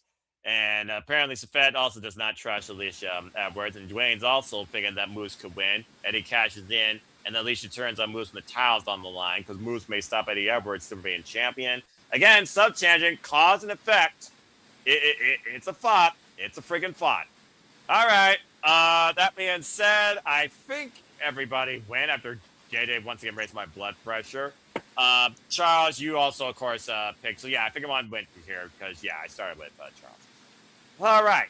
Moving on. Good Lord. Where the hell do I go from here? Beep, beep, beep, beep, beep, beep, beep. We got 3 matches left. We got a mixed tag. We got another tag. And we got the tag championships and the championships. Who do you pick? What? Do you pick Noah? Moose, of course. Why would I not pick Moose at this point? He's the guy right now. Don't call it a comeback, but he's the guy that's literally trying to remove a virus from a situation, and that is TNA wrestling. If he was one that built up the system, he damn sure can break it, even if Eddie Edwards started it. A cheaper system than Bill Gates ever built. All right, anyway, Moose for the win for me. All right. I'm going to move on now back to the TNA Knockouts division for the other marquee Knockouts match. Before I talk about the other Knockouts match that kind of has a little more of my attention, because I'm just going to be as civil as possible in my unique thoughts, and then I will let you all go, and then I will share my final simple prediction last. Okay? Okay. Let's go ahead and talk about the TNA Knockouts World Championship. That's been defiled by a fucking... The TNA Knockouts World Championship, currently held by NXT's Arianna Grace with Stacks. Fuck this freaking Sopranos ripoff act. Defending the gold against the former champion, Layling Lee with Zaya Brookside, Angel Warriors for Life. Defending the gold against the person that should be in a one-on-one against the other challenger in the first fucking place when the TNA Knockouts had an internal storyline and talent development going for themselves without WWE force-feeding themselves on your fucking throats. Dani Luna. Dani Luna, of course, who earned this opportunity and has been overdue for this opportunity, might I add, as Daria Ray and Santina Marella, the instigator towards this happening, you fucking idiot, has, of course, allowed Dani Luna and Layling Lee to rapidly challenge for this. Over the last few weeks, we have looked at Santina Marella and Daria Ray try to exercise their authority in directing how this match will go and who will be involved in it. In the end, we saw Jodie Fret, who earned her chance in that Battle Royal, was squandered thanks to Tessa Blanchard and company. She's no longer even involved in the equation. And here I thought Jodie Fret was going to win it back. There would be a rightfully correction to this wrong, and then you would get the right story. How's that for a hot fucking take story when it comes to the two that used to be together, but Spitfire, of course, split up. And, of course, Layling Lee was dropped by Dani Luna. But again, who cares about consistency in professional wrestling, right? That being said, Dani Luna is hell bent to finally have her shot at Sacrifice and solidify herself as the knockout and get what's rightfully hers. We even previously seen the champion and Dani Luna in a tag bout, of course, after freaking got the win over the Angel Warriors. And, of course, you all know my outlook when it comes to triple threat matches. Buffer, fall person. Someone has to continue forward. Someone has to be completely removed from the freaking equation. Things really escalated after Dani Luna and her partner defeated the Angel Warriors, of course, and we wasn't sure whether or not we were going to get a one-on-one or this triple threat, as it became known. So bottom line, guys, it's a triple threat to bring back home the cornerstone of women's wrestling, not just TNA, but women's wrestling since fucking 2008. that started with Gail Kim, and this division has not been the same since Gail Kim's been removed from her position. I'm just saying. Let's go around the horn and see if y'all think there's a brand new TNA Knockouts World Champion. And more importantly, do we remove the layers NXT from TNA when it comes to the Knockouts Gold? When freaking NXT has 3 championships and 1's pedometer sticker, that doesn't matter. But congrats to Win Sinclair on winning her first accolade. Just saying. Emmanuel, go first on this. Your thoughts on the TNA Knockouts World Championship. Who you got leaving with the gold? You know what? Seeing this card, like, it makes me want to change my pick to solid, over Jay, because now that I see that, maybe a certain Dani Luna actually finally gets her title. Like, it's not the I know that it doesn't make the most sense, but it does, because Arianna has stacks and Zaya Lee has her partner. Who does she have? And I think they're gonna cancel themselves out, and she's gonna find an opportunity, an opening, and take advantage of that opportunity. So for me, I have Dani Luna, and there's more storylines that you could put. Sade versus Dani Luna. That's a pay-per-view worthy of a match right there, in my humble opinion. Fair enough. Okay, so that being said, he's got Dani Luna, who arguably, in many people's eyes, who's TNA faithful and focus on TNA, not NXT TNA, or has become NXT TNA, if we're being perfectly honest, has been overdue for this shot since she became Crimson Mask Award winner #1 after beating Indy Hartwell in a bloody, ridiculous dog collar match. Lest you all forget, not to mention beating Jody Fred, lest you all forget, not to mention choking out Leiling Lee, lest you all forget, and then visa issues, LOL, prevented her from challenging for this championship to the point we've already seen this title defended against the likes of Zarya, her only legitimate match since being part of the W ecosystem, and now we have this gold digger who took advantage of her father for director of a 40 position in the hopes of making sure a man doesn't go a virgin on Valentine's Day. Freaking have this situation now called the birthright, where we got the cornerstone once again stuck under NXT hostage. That belongs to TNA. But that being said, it's got Dani Luna. All right, Charles, who you got in this match? Again, Dani Luna, been talking about for a long fucking time. She's been overdue, and looking at this Knockouts division that's greener than grass as we approach the spring season, Dani Luna is overdue for a chance to run as the fucking knockout, fucking in all caps. What do you got to say regarding this match? You got a new champion. No, we don't. That title is staying on Grace, either till Slammiversary or Bound for Glory, where I expect Indy to take the title. That's all I'm going to say on that. You're literally holding out for Indy Hartwell to have an impressive moment, which she's had how many moments now and came up short? Yes. Well, like he was with Elijah, he freaking keeps on saying that Indy is impression and will leave the impression needed to become the Knockouts World Champion. I admire the outlook, but I pray that you're wrong. All right, look, I don't need to say anything else. I'm just going to say one thing, and then I'm going to give it to JJ, who will try and make this long-term storytelling fun with the NXT involvement. Dani, fucking bring the title home, damn it! Hi, JJ. What do you got to say regarding this match? We got Dani Luna, and what's-her-face holding on to the gold. No one right now is picking the former champion. What do you got to say regarding this match that should have been fucking Dani Luna and Leiling Lee in the first fucking place 2 times over, and now currently it's a triple threat with NXT shit involved in it. And so help me if those fucking Outcast rejects, more TV killer ratings than Retribution, get involved here. God! What do you guys say regarding the TNA Knockouts World Championship? Go ahead.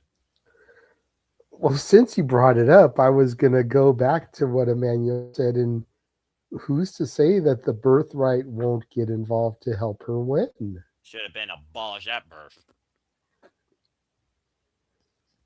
And, you know, I mean, clearly David Finlay made the wrong choice going to Jacksonville, you know, and having to lose on his peak pay-per-view debut when he could have been part of this huge angle. But I digress. Angle on development brand. Continue. Look, Jody Threat is preoccupied because she will be facing Mercedes Moné in Winnipeg, Manitoba, Canada for that championship to take another belt off of Mercedes. What did she get up to? 12 belts, Monet? 13 belts, Monet? She got up to 12. She is now currently down to 5, I believe. And also, Jody Threat will be involved in the countdown against the woman that cost her during her match for the TNA Knockouts Championship, Tessa Blanchard.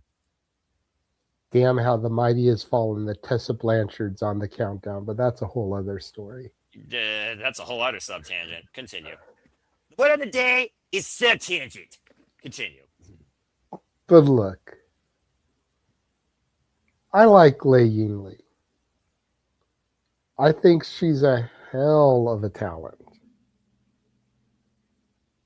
And dare I say, and I know you don't get into women of wrestling for this, dare I say she is a damn good-looking woman. Very underrated in her beauty because a lot of people don't gush over her like they do the Liv Morgans of the world. To be fair, that's a younger audience too.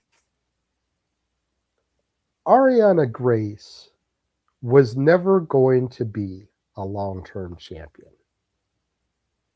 Her role was simply to be transitional. But the million-dollar question is, does she lose it here? Or does she lose it at Slammiversary? Which is a bigger stage. Because let's run with this for a second. She loses it here. Doesn't matter who takes it, Dani Luna or Lei Yingli. And then Indy picks it up at Slammiversary. Why are we hot potatoing the belt every couple of months?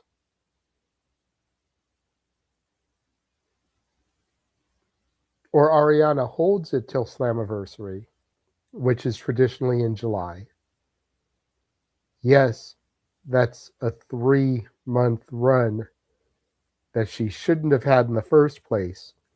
I will give you that.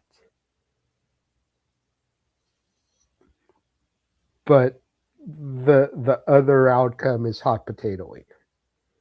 And none of us are really a fan of hot potatoing.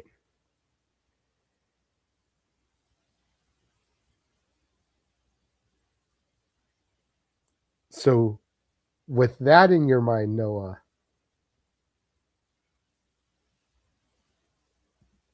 do you really think that Arianna Grace is going to lose it here? She better if I'm going to care about this championship again that's already degraded in value. How many times now? You're talking about hot potatoing. Your fucking NXT has hot potatoed this title 5 damn times last calendar year alone. And if there's any consistent stat to this bullshit, the title has changed hands in fucking triple threats. Hell, Layla Lee won it in a triple threat, for Pete's fucking sake. So if we're going to do triple threats just to get the title back for whatever fucking reason to get the NXT logo off the TNA Championship, then so fucking be it. While you're trying to course correct or freaking just course redirect some shit you shouldn't have freaking redirected in the first fucking place. And how do you know that when Indy doesn't win it, she's not been a plant this entire time? Because did she not come to TNA from a release from NXT? I pray to God that we don't have fucking 2001 invasion angles where you're playing brand supremacy, loyalty, follow-up bullshit in friggin' 2026 where Indy comes back home to NXT as the friggin' TNA Knockouts World Champion. Just cause that would be impressive. Fuck no. I'm just saying, who's to say that she couldn't have been a double agent all along? I'll believe that when friggin' NXT or WWE in general acquisitions TNA, which I still believe is going to happen sooner rather than later. regardless, I am going to go out and I am going to say that Dani Luna wins. There's any justice for this fucking knockout division greener than grass and goose shit. Bring the title home and put it on the knockout you prolifically have built. But she pins Ying Lee. And that I will also take, because Lord knows we can't have NXT lose. They're WWE. Anyway, let's go ahead. Come on, NXT! I was waiting for that. Emmanuel does have his hand up. What do you guys say? But to say like for indie, it doesn't necessarily we have to have a title change right away. Like she's been high, low. I'm not sure what the booking decisions with her. Like if she would have been a future TNA knockouts champion, that she would have been booked a little bit more better. That's the only problem I have with that argument. Right now, I don't see Indy as a knockout champion for right now. Well, they got to build her up, and she also got to avoid getting freaking a sneak attack, because if y'all haven't been watching TNA like I have, Indy Hartwell was almost sneak attacked by fucking Arianna and Stax before Santana got involved. Her last match actually was a singles match against just a random name, Kelsey Heather, as she looked to now go on the road to become the TNA Knockouts World Champion and wants her shot. But unfortunately, right now, this birthright bullshit ain't gonna let that happen, I think. So we need to get this title back here, where you got Dani Luna, where you might be able to try and build up Tessa Blanchard. If Mara Sade is all she's cracked up to be, let's see what she could do. Elayna Black and Indy Hart was a whole nother tangent that could happen here. You could literally try and rebuild, what a crazy fucking concept, the TNA Knockouts division from the division itself without NXT involvement, just because you got one damn name under a fucking name that might as well sound like some false given inheritance. One more thing, Noah, before you give to Charles, because he went on cam. You know what would be the swerviest of swerve, Vince Russo type of swerve in the manner of stream swerve? If Santana Marella helps his daughter regain the title, that's the only thing be so out of that their field that I'd be wondering what the heck did I just see. I'm questioning. But hopefully, I did not curse that to happen in real life. I'm questioning Santana Marella's role in director of authority and Daria's influence either over him or this company. I'm almost wondering, is this Immortal 2.0, and are these two going to tend this company belly up? Because it is definitely an agenda, and there's also a personal outline to consider, and both of which right now do not feel like a good plan for TNA Wrestling and the TNA Knockouts World Championship, in my opinion. What do you want to say, Charles, as JJ's kind of thinking? Okay. First, because Mercedes brought up a Jody Fett, right? Yes. Someone already said it. Mercedes is down to 3 belts now. Oh, she lost another one? She lost 2 the past weekend. Damn! She's literally down to 3. Wow. Hey, she's a little fast. So basically, JJ should be down to 2. So there you go. What's going to happen now with that Jody Fett match? All right. Fair enough. Well, I mean, again, tick-tock. Let's see what happens as we head towards Double or Nothing in New York City for the first time as we first forge a dynasty. JJ, I do see you having a theory. Before I move on from this, where I'm just going to say one more time, Dani Luna, bring the fucking title home. I'm really sick and tired of this NXT hot potatoing shit. What do you want to say before we move on finally? We got 3 matches left. Well, blame Emmanuel for this because he had to go and mention Santino Marella. What is it? And I think it would be funnier if it was Santina Marella.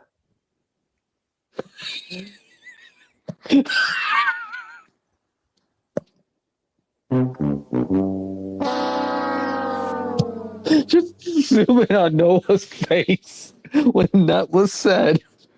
And just remember, for $50, Noah will sing Sweet Caroline in a white shirt. I gotta go pound my head against the wall. I'll be right back. Now, the word from our sponsor. Get the fuck up, Charles!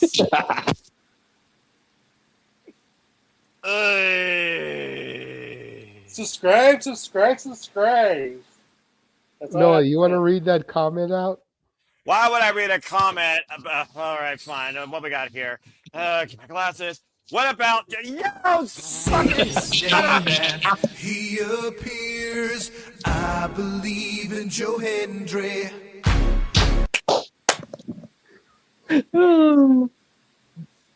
Look how Nick's saying that. I kept saying it more once. I love it. Fucking gimmicks, all the gimmicks coming out tonight on TNA. These truly are the craziest silly predictings. It's come to freaking fruition. All right.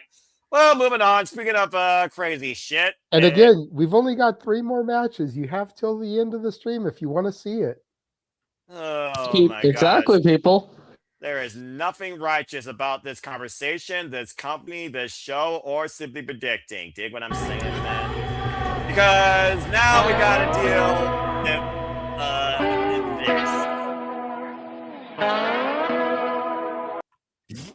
Okay, Jeff Hardy and Vincent taking on Brian Myers and Cedric Alexander as we now switch gears because, believe it or not, there is still more matches here, folks. I don't know whether or not the jury is out that the righteous want to coexist with the Hardys, or is it a long coup before we become broken, obsolete, deleted, and every other adjective you could think of when it comes to what the hell is going to happen with these two teams and the TNA Tag Team Championships. Bottom line, though, tonight on TNA Wrestling, if you're on the West Coast, last night on TNA Wrestling, if you're on the East Coast, because that's how late this craziness has gone, we saw Matt Hardy laid out on some stairs. We've also seen the system previously beat the Hardys in tag team action. Now we have Vincent of the Righteous, since Matt Hardy is not medically cleared to compete, teaming up with Jeff Hardy to take on Brian Myers and Cedric Alexander of the system. So will revenge be found, or will the system find a flaw in this unique duo setup?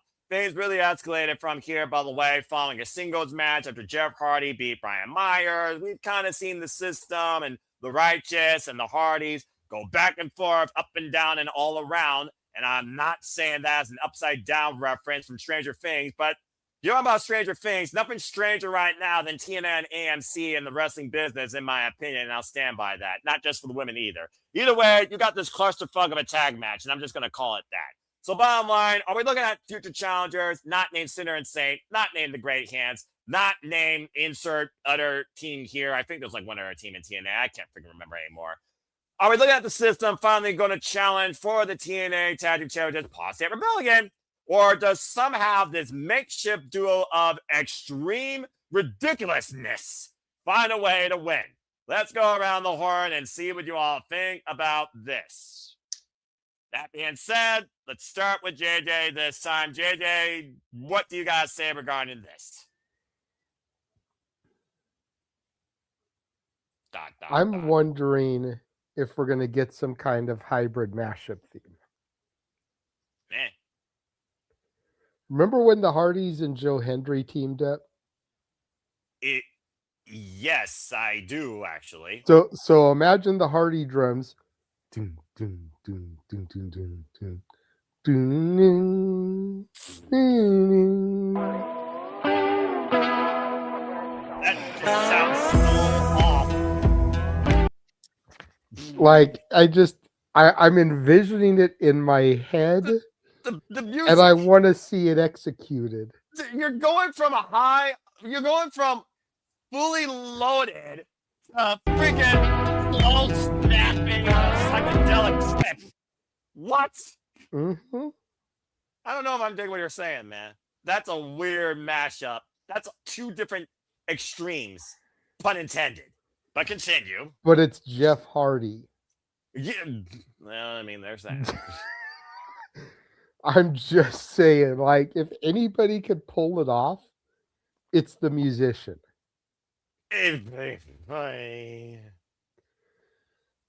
Fair.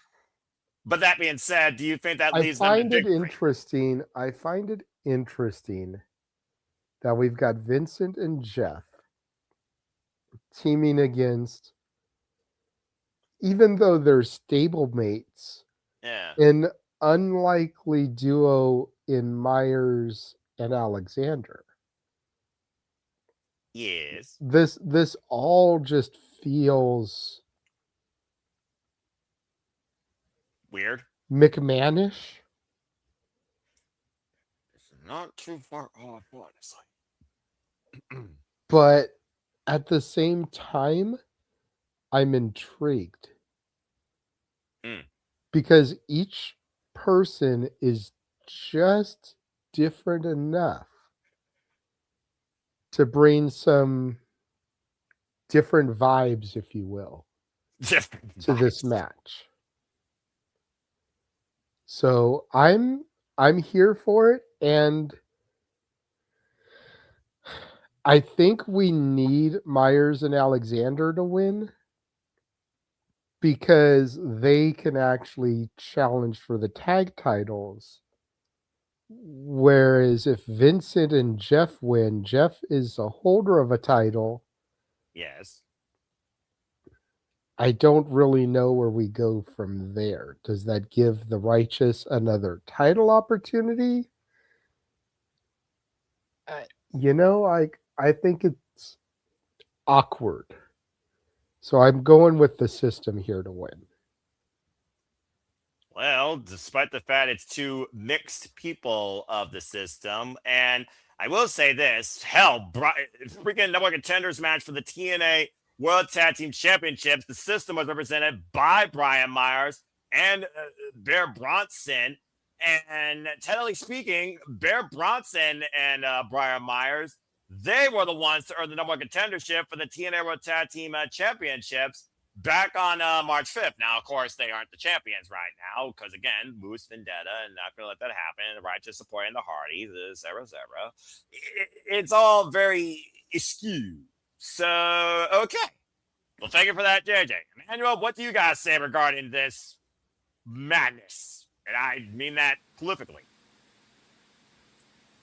I believe Jeff Hardy and Vincent might win this tag team match, to be honest. I mean, Vincent did. I will also just give some closure. Vincent did idolize Jeff Hardy, but then again, who hasn't? So there's a reason why these two are working together. If you all watched No Surrender, back when I had my meltdown after the TNA Knockouts despair for the championship, which of course JJ and Walter called, you saw how much Vincent imitated Jeff Hardy, including a Swanton Bomb. Continue. But no, I got a question. You're a tech guy, right? Yes. What happens when a friend sends you a file and it corrupts your computer? What happens to it? It spreads, right? Yes, of course. I think this is what the righteous are doing with the Hardys. Like they get the information, picking all the data they have for them, and even the Hardys are questioning their motives. Like what are you trying to do? And that's what the computer is basically doing. Like questioning that. What is this? There's not a computer. And what happens when it's too late?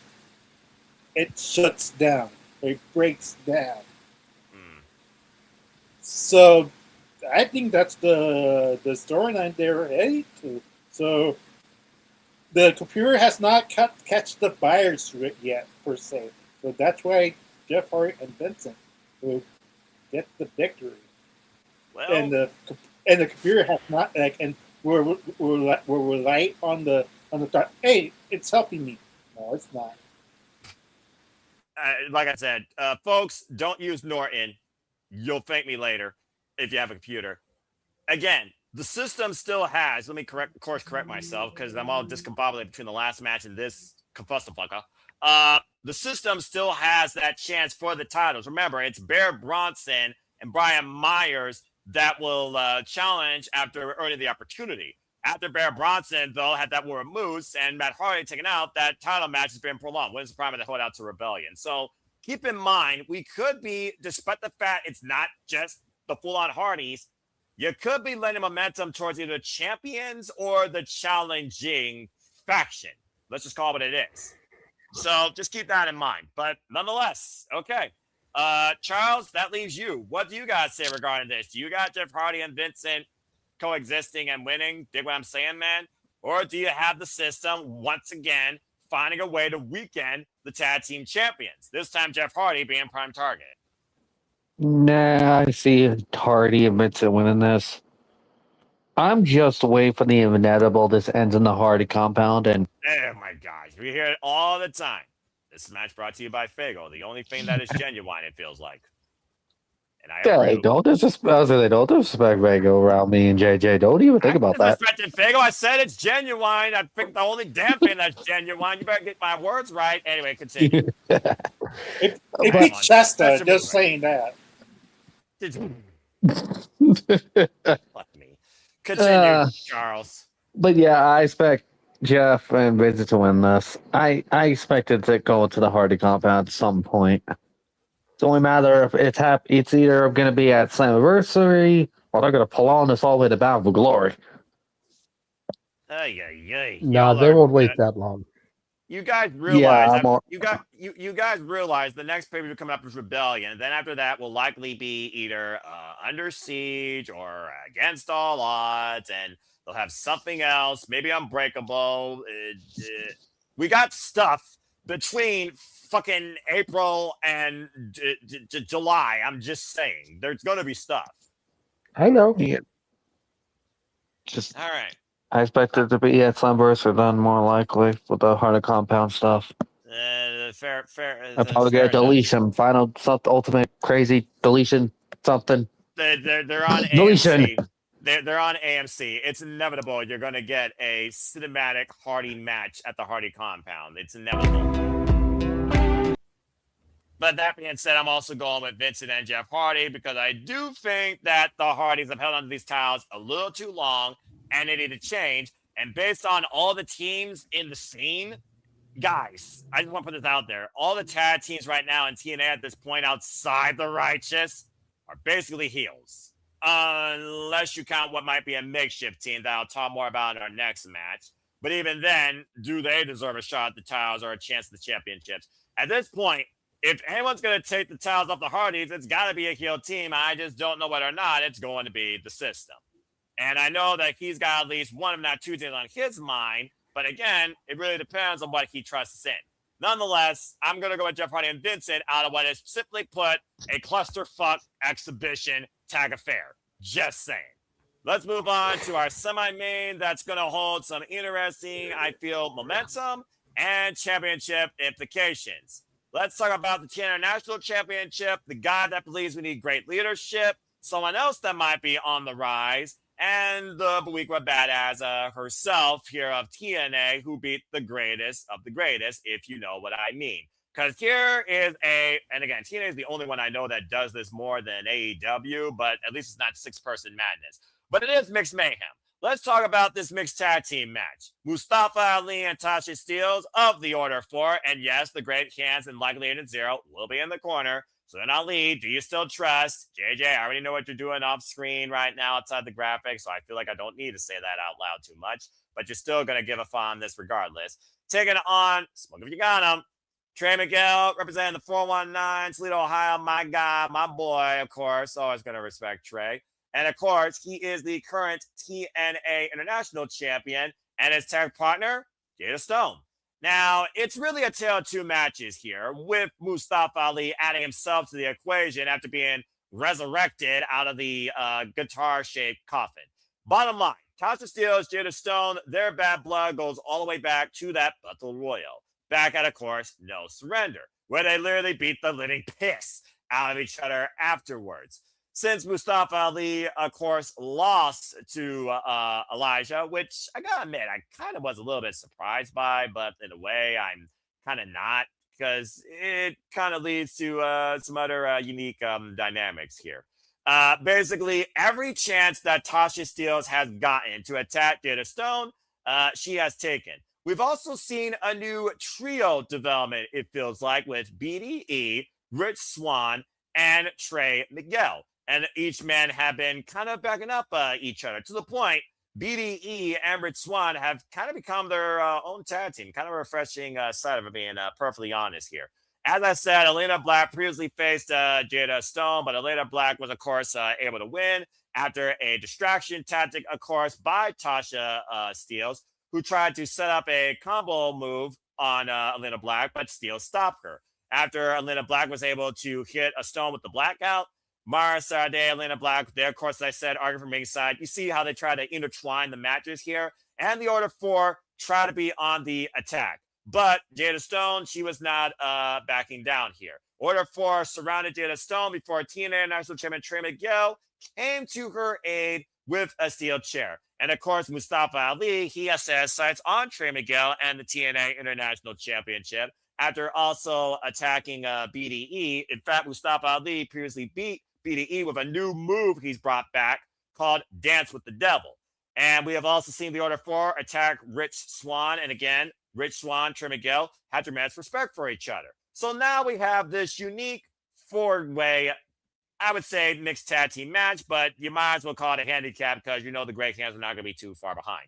Bottom line, though, are the Great Hands going to be Great Hands in this? Will they play advantage? Or will we find Trey Miguel and Jada Stone find a way to take advantage of this Order 4? And do you trust them in winning in, let's call it what it is, their first time ever teaming together as a freaking duo? We've even seen Special Agent Zero unleashed on Jada Stone. If it wasn't for Trey Miguel, you might not even see Jada Stone involved in this match.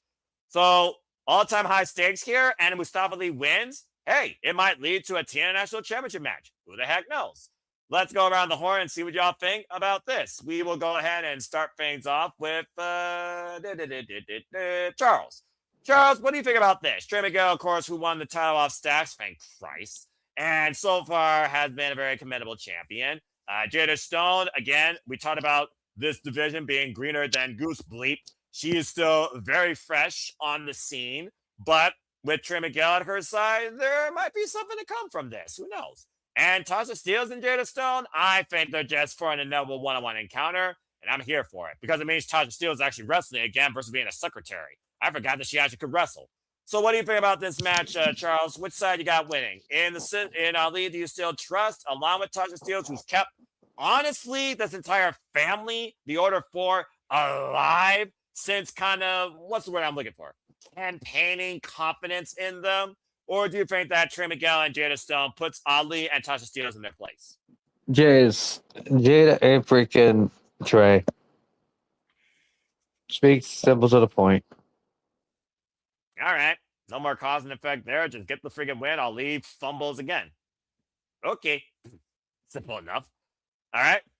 Let's go to Emmanuel next here. Emmanuel, what do you think about this? Mustafa Ali and Ali, do you still trust? Ali right now, who's nowhere near a championship, let alone the world championship at this point, and kind of has been on a downturn since losing Hardcore last year at Bound for Glory and losing, of course, that guitar coffin. I still find that weird to say, by the way. Guitar coffin match against Elijah. So what do you want to say about this match? To be honest, I think Mustafa Ali and Tasha Steelz will win this. That way, Mustafa Ali gets an opportunity like for the international championship for Trey Miguel.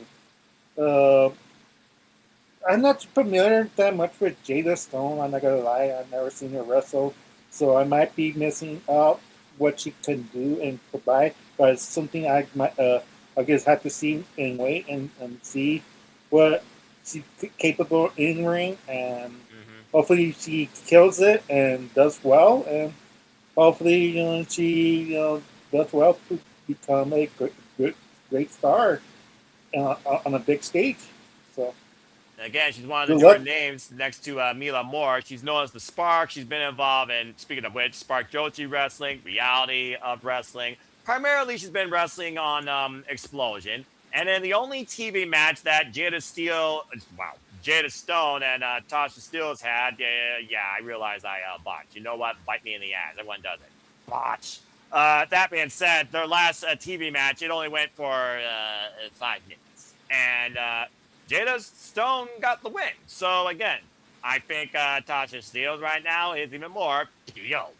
But she's still very young in the business. 4 years. Again, a lot of TNA right now, it is young when it comes to TNA exposure and wrestling acumen in this business. Continue. But yeah, like I said, for me that makes the most sense of this match. Like, and of course the O4 is always there to help Mustafa Ali to get that victory from and steal it for him. So that's why I'm going for Mustafa Ali and Tasha Steelz. Fair enough. I mean, JJ, honestly, Mustafa Ali and Tasha Steelz, ever since Tasha Steelz joined Mustafa Ali's campaign, it became the Order 4, and she's been the press secretary campaigning propaganda across TNA, but confidence in Mustafa Ali, she's been the reason that Mustafa Ali still might have some footing forward in his campaign in TNA wrestling. And to also that, it's not the first time we've seen these two, let alone the Order 4, work together in mixed warfare, mixed tag team, mixed trios, you freaking name it. Hell, previously on TNA, actually, wasn't it shortly after the premiere that the Order 4 also were in mixed tag team action, and it was Ali and Steelz that beat Jada Stone and Elijah? Someone can look that up for me, because I'm pretty sure Elijah, who was feuding with Ali, and Tasha Steelz, of course, who's been a thorn in Elijah's side for who knows how long. She's been a thorn in everyone's side, to be fair. I'm pretty sure Elijah and Jada Stone also had a mixed tag match against this duo, and they lost.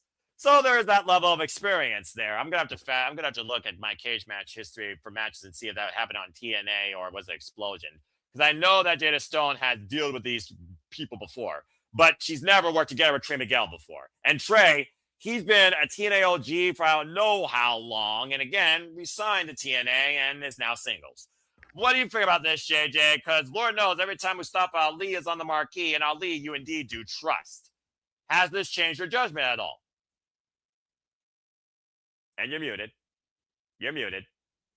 Botch. Not botch. I was looking something up and I forgot to come over. Okay, well, I'll give you that. You asked somebody to fact check, and I was fact checking. Oh, all right. Well, look at you. So, yes, you are correct. Ali and Steelz defeated Elijah and Jada Stone. I thought so. I could have sworn that was up before the freaking, what's it called? Guitar Coffin. That is such a fucking weird name for a match, let alone a coffin. Anyway, yeah, it was on the January 23rd episode of Impact. Okay, so it was shortly after the premiere. Again, folks, I may not agree with this TNA, but I still keep up with it. Continue. So, again, I haven't been watching as religiously as I should. That's a bad JJ. I don't hold it against you. Has Ali had a shot at Trey's title recently? Trying to think. Emmanuel's shaking his head no. No, I don't think so. If he hasn't, then Ali and Tasha are going to get the victory. That'll put Ali in line for a title shot. Fair. I honestly can't remember the last title shot he had in TNA, but I know that was the one that caused him to go, because I remember he had that depression stint. Actually, has he challenged for the TNA World Championship? I don't think he has. No, he hasn't. I don't think he actually has. Didn't he challenge for it when Joe Hendry had it? No, he never did challenge him for it. I know it was Ethan Page, Frank Kazarian, I know Nick Nemeth, and then we all talk about what happened with the disaster of that when he lost it. But I'm pretty sure that Mustafa Ali has never challenged for the TNA World Championship. We know he challenged the House of Glory Championship because we, of course, covered Charles Mason, that crazy psychopath. We know he's challenged for the NXT North American Championship against All Ego and Page. But I don't think he's ever challenged for the TNA World Championship. And, of course, the only accolade he's had in TNA was when he beat freaking Chris Sabin in the main event No Surrender when he first came to TNA for the X Division champion, and it was one of the most prolific X Division champions before he lost it to Spear My Belly at Slammiversary. I think I literally just summed up Mustafa Ali's TNA career. Wow. So I've got Ali and Tasha here. And I think based on what I just said, I kind of have to agree. Honestly, again, if he doesn't get some sort of chance for some sort of golden accolade, what is he doing here? I know he lost the Guitar Coffin match, but look at his freaking physique. Look at his style. Look at his new finisher. He's come back more driven and crazier than ever. And I think now we just got Tasha Steelz and Jada Stone as a buffer because the Order 4 has more than one agenda, clearly. So I think that honestly, Tasha Steelz and Mustafa Ali have to get the dub here too, by hook and by crook, and it's probably by special agent 0 if needed. I gotta agree with you.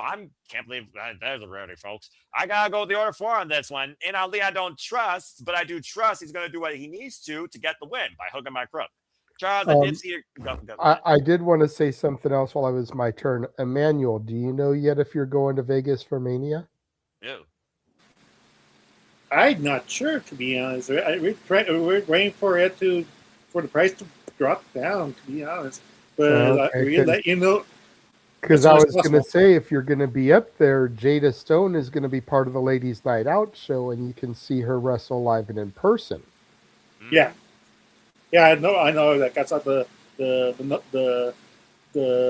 list, the mighty list, the list. The 70-something people that Telly has announced so far, and apparently there's still more. And stay tuned more. Yep. But to say that match card really intrigues me. Like that's some lineup for all the ladies. Like wow. Yeah, and only one match has been announced. So that's why I was asking, because you mentioned being unfamiliar with Jada Stone. I was going to say, if you're going to be up there, go to that show because you get to see her live and in person. And of course, if you all want to get more of your fix on all women's professional wrestling, damn it, please check out Ladies Night Out 16 in Las Vegas if you're in the area, courtesy of Title Match Network. And also check out Pull Down Mania, courtesy at San Antonio. You can follow them on the X for information. Tickets are still available today. There will be links in the description down below for both shows. And please stay tuned to Both Studios. We not only will cover both shows during their time in Las Vegas WrestleMania week, we will also, of course, be providing further interviews and further updates and discussions to come for women in wrestling in and out of both those shows and much more. Please stay tuned here to SR Studios 24 on the X for further details. Thank you. That being said, support women in wrestling. Damn it. Thank you, JJ. And thank you, Emmanuel. And Emmanuel, if you are going, good luck and God help your wallet. Charles, I did see your hand over there. What do you got to say real quick regarding this match? Now we get back to our regular scheduled programming. Yeah, regular scheduled programming. I am shocked that Ali has not gone after Mike Santana or the world title scene yet. It's really funny considering I'm pretty sure when he first was campaigning that we need great leaders and Mike Santana was not the leader we needed. Santana got the better him in that feud, and I'm pretty sure what someone saw live at Rebellion in a Falls Count Anywhere type match or just a one-on-one match follow-up. And then Ali had his first stint of depression before Tasha Steelz reinvigorated the Order 4, and now we fast forward the clock. Here's Ali, and here comes our main event after this. Anyway, continue. That's the deal with them. Like, if I know he's not gone, then I rekindled this. By the way, yes, I agree to this too. We need this to happen. Stop it. They're all asleep. You all stop it. Yeah, but yeah. Just it's very questionable. Like, how they could just not have rekindled that rivalry, but this time with the world title involved. Well, to your point, does Ali want the TNA National Championship, or does he want momentum to get back to what he believes is truly his self-fulfilling promise, the TNA World Championship? Talk about a long-term story if Ali's the one to upset the TNA World Champion, current holding in it. Just saying. But either way, yeah, I'm going to go with the Order 4 here as well. All right. Well, this has truly been one of the most ridiculous things that I can remember. I got blasted by Jeff Meacham for insulting somebody. I truly have raised my blood pressure. Not just somebody, the king of TNA. Okay, yes. You did deserve that, no, to be fair. I'm not gonna That's say all we need this to happen, people. First off, And no. Dwayne, he says you're asleep. Prove him wrong, Dwayne. Shut up, JJ. Exactly. Prove I'm him not. wrong. Prove Noah wrong. Fucking hell. Thank goodness again. Thank goodness that there's at least one thing I fucking do care about on TNA, and that is the bunny trying to come back to life. Yeah. Rosemary, don't fuck this up. Carlos Silva, don't fuck this up. That being said, a lot of wild tangents, sub-tangents, laugh discussions, headaches, pressures. Dan Luna, you better fucking bring that championship back home. Damn it, I'm sick of this NXT bullshit. Let's go ahead and get right into our main event. Speaking of the TNA World Championship, newly re-signed and reinstated after being fired via feast or fired, assaulting Tom Hannigan, and literally being given this opportunity just to see Mike Santana get to kick his ass. Boy, will he regret it or not. Let's find out. It is Mike Santana defending the TNA World Championship against, you heard me right, folks, Steve Maclin. And of course, Santana asked for this. He wanted them to reinstate freaking Steve Maclin. And Daria Ray agreed that Maclin should have been reinstated and officially reinstated him. But when he faces Santana, it is up to her. Not. As Santana Marella decided to drop a huge announcement and in sacrifice, it will be Mike Santana defending the TNA World Championship against Steve Maclin. And Daria, of course, carrying him didn't agree with it, the caring feelings. Nonetheless, we've also seen these two go face to face. Of course, Mike Santana confronted by his own demons of the past. Steve Maclin, of course, has been always dealing with his own demons, being a former military man.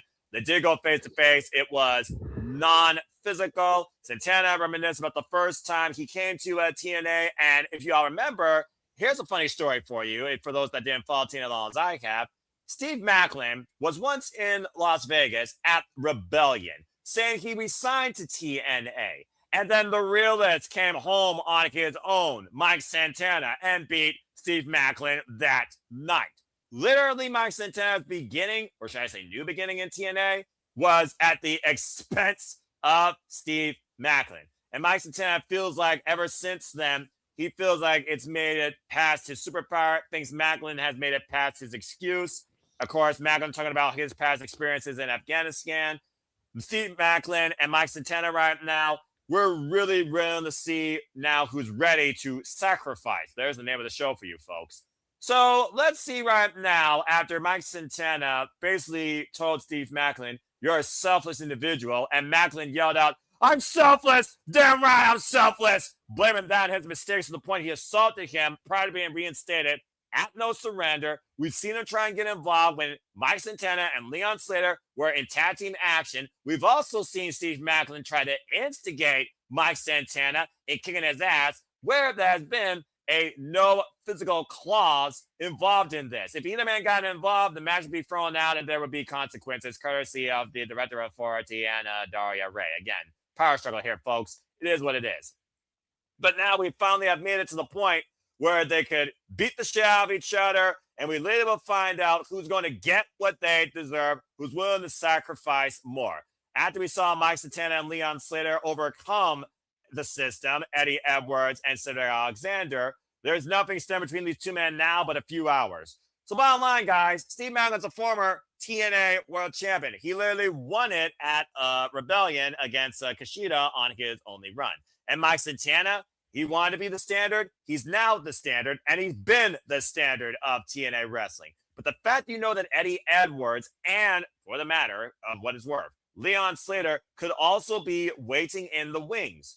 Are we guaranteed a new TNA World Champion at the end of Sacrifice? And could it not be one of these two men on the screen? And yes, I will include in the bonus, will Eddie Edwards cash in his opportunity? Yes or no? You all could add that to the conversation if you want to. So whether or not you think Steve Maclin deserves this chance on his reinstatement at the behest of the champion, that's not for you to agree or disagree, because Mike Santana, he's the guy with the gold. He's got the flu influence here, and Santana Marella agrees with it, even if Daria Ray doesn't.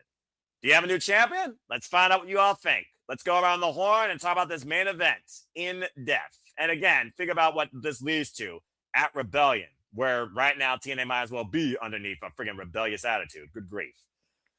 I'm going to start with you, Emmanuel. What do you think about the TNA World Championship situation? Mike Santana, of course, who's held this title down for the calendar year, for being perfectly honest here, after outlasting both Frank Kazarian and Nick Nemeth, as well as keeping his eye on Leon Slater, mutual respect, and knowing that Eddie Edwards could come in at any time, but he's been able to spin his block countlessly. Steve Maclin right now, though, has been the #1 prime target in his crosshairs on site. So is it one and done? Are we finally done with these two and this feud? Was the reinstatement all for naught? What does it lead to?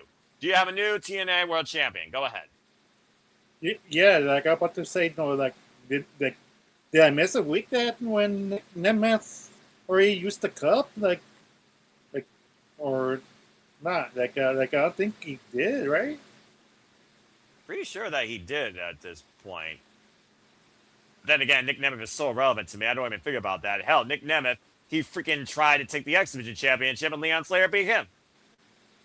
Well, all right, I'll look it up right now. But yeah, like for me, like this is a hard one because if you're not gonna fire Steve Maclin, then why make him drop out in this match? So my mentality is Steve Maclin for the win. If not, like what was the point of him turning heel and not be able to capitalize his opportunity for this championship? Like this is like once in a lifetime opportunity to get that championship again. Like, but at the same time, like Eddie Edwards, like he has his college shot. So I'm like, is the excellent question. Like, does he actually pull the trigger? But I don't think so. So, my mentality is stick Maclin for the win, and Eddie Edwards might cash it in on Steve Maclin, like, and that's which makes him flip even more. So, in this match, Steve Maclin wins. Then a cash in from Eddie because he went to war. Ah, shit. You're right. He does still have the fucking cup. So I guess there's Leon Slater, Nick Nemeth, Eddie Edwards, and right now Steve Maclin. So the champion's being attacked on all sides. Shit. All right. Well, as a bonus question then, because who knows? Can we get cause and effect not once, but twice on Sacrifice? Who's willing to sacrifice their only chance to become TNA World Champion at the expense of a weakened Mike Santana? Or possibly a different Mike Santana? I guess there's more different ways this could go than I thought, but Nick never already had his moment of glory, all right? I'm just saying.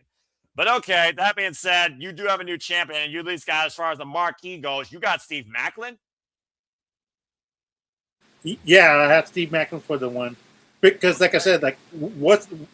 I don't understand this angle. If you fire him just to bring him back, just for him to lose this opportunity and this heel turn feels invalid. Like why? Like, he just didn't need to get fired if they're gonna cop this out. Like, let's ignore him getting fired. Like, don't worry about it. Like, he's gonna get re-signed either way. So, well, I mean, there has to be more. There has to be more reason for the storyline. I am gonna say this. In the past, feast or fired candidates have found a way back, male and female. I'm just saying, but I do understand what you mean about it being of empty value. And again, lost the TNA National Championship, lost his job, reinstated, loses out on the TNA World Championship. What do you do now? I do get what you mean. All right, well, he's got Steve Maclin. Well, that in mind, let's go to Charles, where we go to the filibuster, storyteller, and the cause and effect playout of the panel here to close things out. Charles, what do you think about this? I mean, again, you know that Tom Hannigan, who's supposed to be impartial and unbiased, Lord knows I'm not, because I don't have to be, damn, I'm not under contract. You know that he wants Mike Santana to, how do I put this eloquently? Mike Tenay levels of commentary kick Steve Maclin's ass. So, again, it's one of those things right now that it feels like Steve Maclin has forced his way into the championship picture, and karma could be a bitch, or realist in this case. of the nastiest. What do you think about the situation here? Do you have a new TNA World Champion? Does Mike Santana spin Maclin's block and outlast the competition that's coming after him? I don't know what the fuck. It's just about this. Yeah, on one hand, the fact that Steve Mike was even back very quickly after that Feast or Fire match was like, gee, that was a little quick. You could have just done this months later. It's not, at least not, within what? Not even that week or 2 weeks, 3 weeks, 4 weeks? Give or take, but who's counting? Continue. Exactly. It's like, God, it's stupid. But then you kind of dilemma thing. Just Mike got the belt back. What 2, 3 months ago? Yes. Back. It's like, do you want to take the title off him now? But then, what's the point of the Steve Magwin thing? You just did all this, so you were just going to lose. Well, Like, you consider that Mike Santana beat Frank Kazarian in a freaking Texas Death match, might I add, with Nick Nemeth, the special guest referee, and Nick Nemeth tried to call his shot, and he got his block spun. And then, of course, we go to No Surrender. It was supposed to be Santana and Slater, but Maclin came there, assaulted him, turned a handicap, and somehow, of course, it was Eddie Edwards and Nemeth that were the opposition side, since Kazarian no longer has a, what's the word I'm looking for? Ballot in the box, I guess, for the championship. It's just one of those things right now where I look at the TNA World Championship, I focus on Eddie Edwards. I guess I have to remind myself that Nemeth does still have the cup. Duh. And Leon Slater. But I do understand what you mean now that Maclin has just interjected himself back in the championship picture. Yeah, that's why I see Mike keeping the title. I just see it that way. This whole entire thing is just all over the place. Just weird. Like, what the hell you do with Steve Maclin after this? I guess you'll find out soon enough in victory or defeat.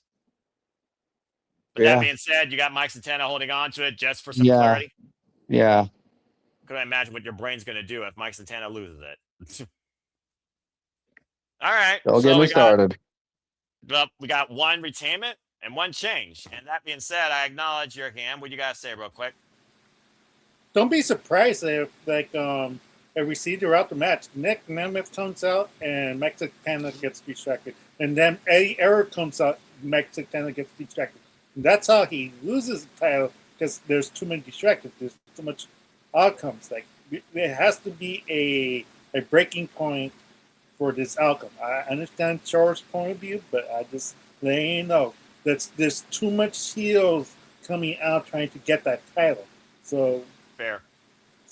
So, well, I mean, again, we know Eddie Edwards. He's got to face Moose, and if Moose wants to literally shut down the system, he's got to make sure Eddie Edwards is nowhere near that world championship picture. And the lesser Nemeth, he's taking on BDE, and BDE is still looking for his first singles win in TNA wrestling, which means Nick Nemeth will more likely be focusing on maybe calling his shot. So I do understand what you mean. And you also got to consider who calls their shot first, who stops the other if both have the same plan at the same time. Does the system not have a plan already put in play to prevent Nemeth's involvement? Again, a lot of moving pieces here, but to your point, it's 3 heels and 1 face right now we're dealing with in the TNA World Championship picture, despite this being a 1-on-1 match. But nonetheless, I got Mike Santana retaining. I'm just going to leave it at that because there's just too many moving pieces right now for this to all just go, he does a thing, fails. He does a thing, fails. He's back here because why? Fails. And this point, if you're going to maybe put Mustafa Ali back in the equation, you got to remove all these elements. And I'm looking more towards the long game where I think about who truly should challenge Mike Santana for the championship. If Ali can find a way to put himself back in the driver's seat in the championship conversation, I would say him. And I think he's overdue for it personally, too, based on Mike Santana Ali's history. So looking towards that, maybe being the end game of this run, I got to say Santana retains. And that just leaves JJ to try and put this, and this all together if he chooses. or simply close this thing out short, sweet, and simple to the point, which I know he won't. So, Jada, what do you think about this fucking flop? We got Mike Santana dealing with Steve Maclin, and he's got to keep his blind spot, knowing he's got Eddie Edwards and Nick Nemeth breathing down his neck, and possibly out of mutual respect, if we do hit a turning point, not a breaking point, maybe Leon Slater, and if they announce Destination X, I don't know. What do you think about all of this? And do you have a new TNA World Champion in general?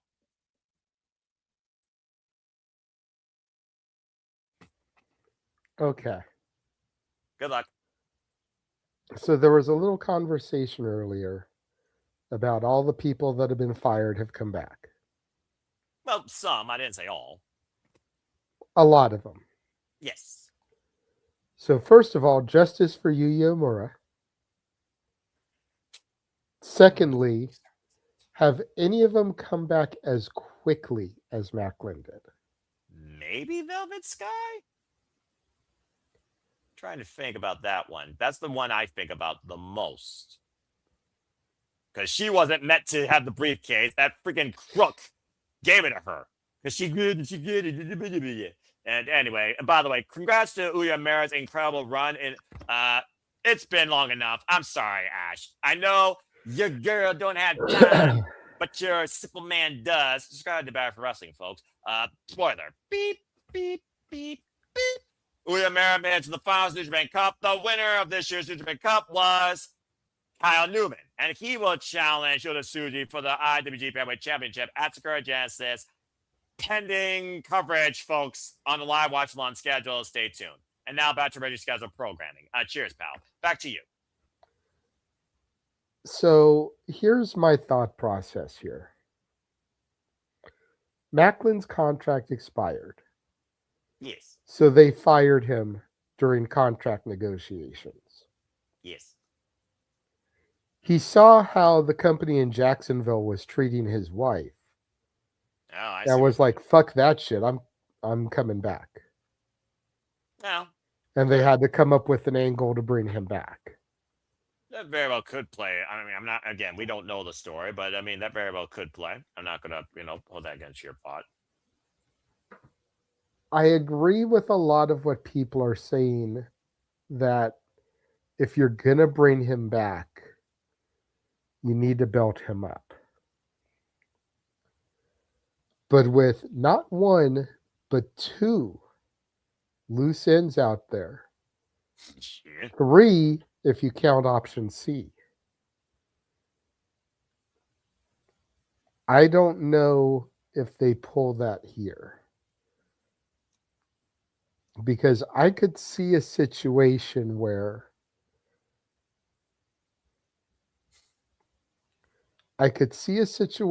Santana retains.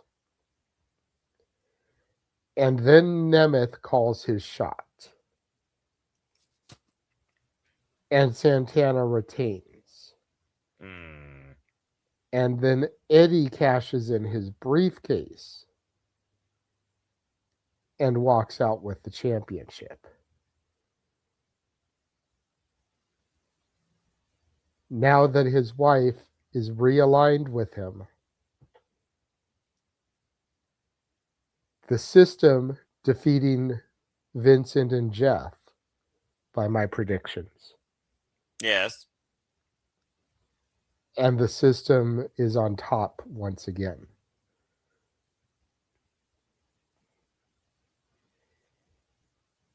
Which is why I will never trust the system.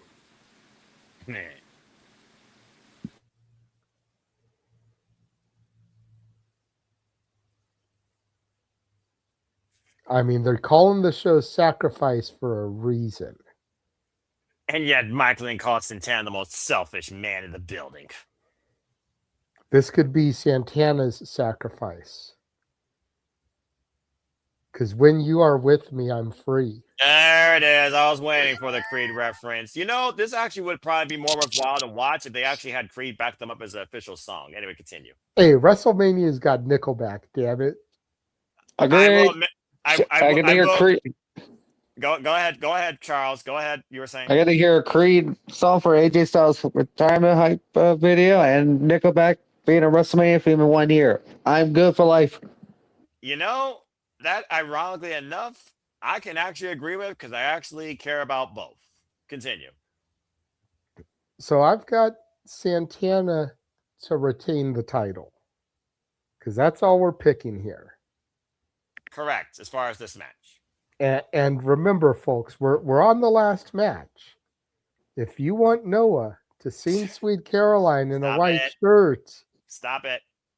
It's not gonna happen. Time is ticking. Not gonna happen. Tick all tock. Right. Tick tock. Everyone's asleep. Everyone's asleep in the East Coast. No one's spending money on the West Coast. At the end of the month, they got bills to worry about. Arlene.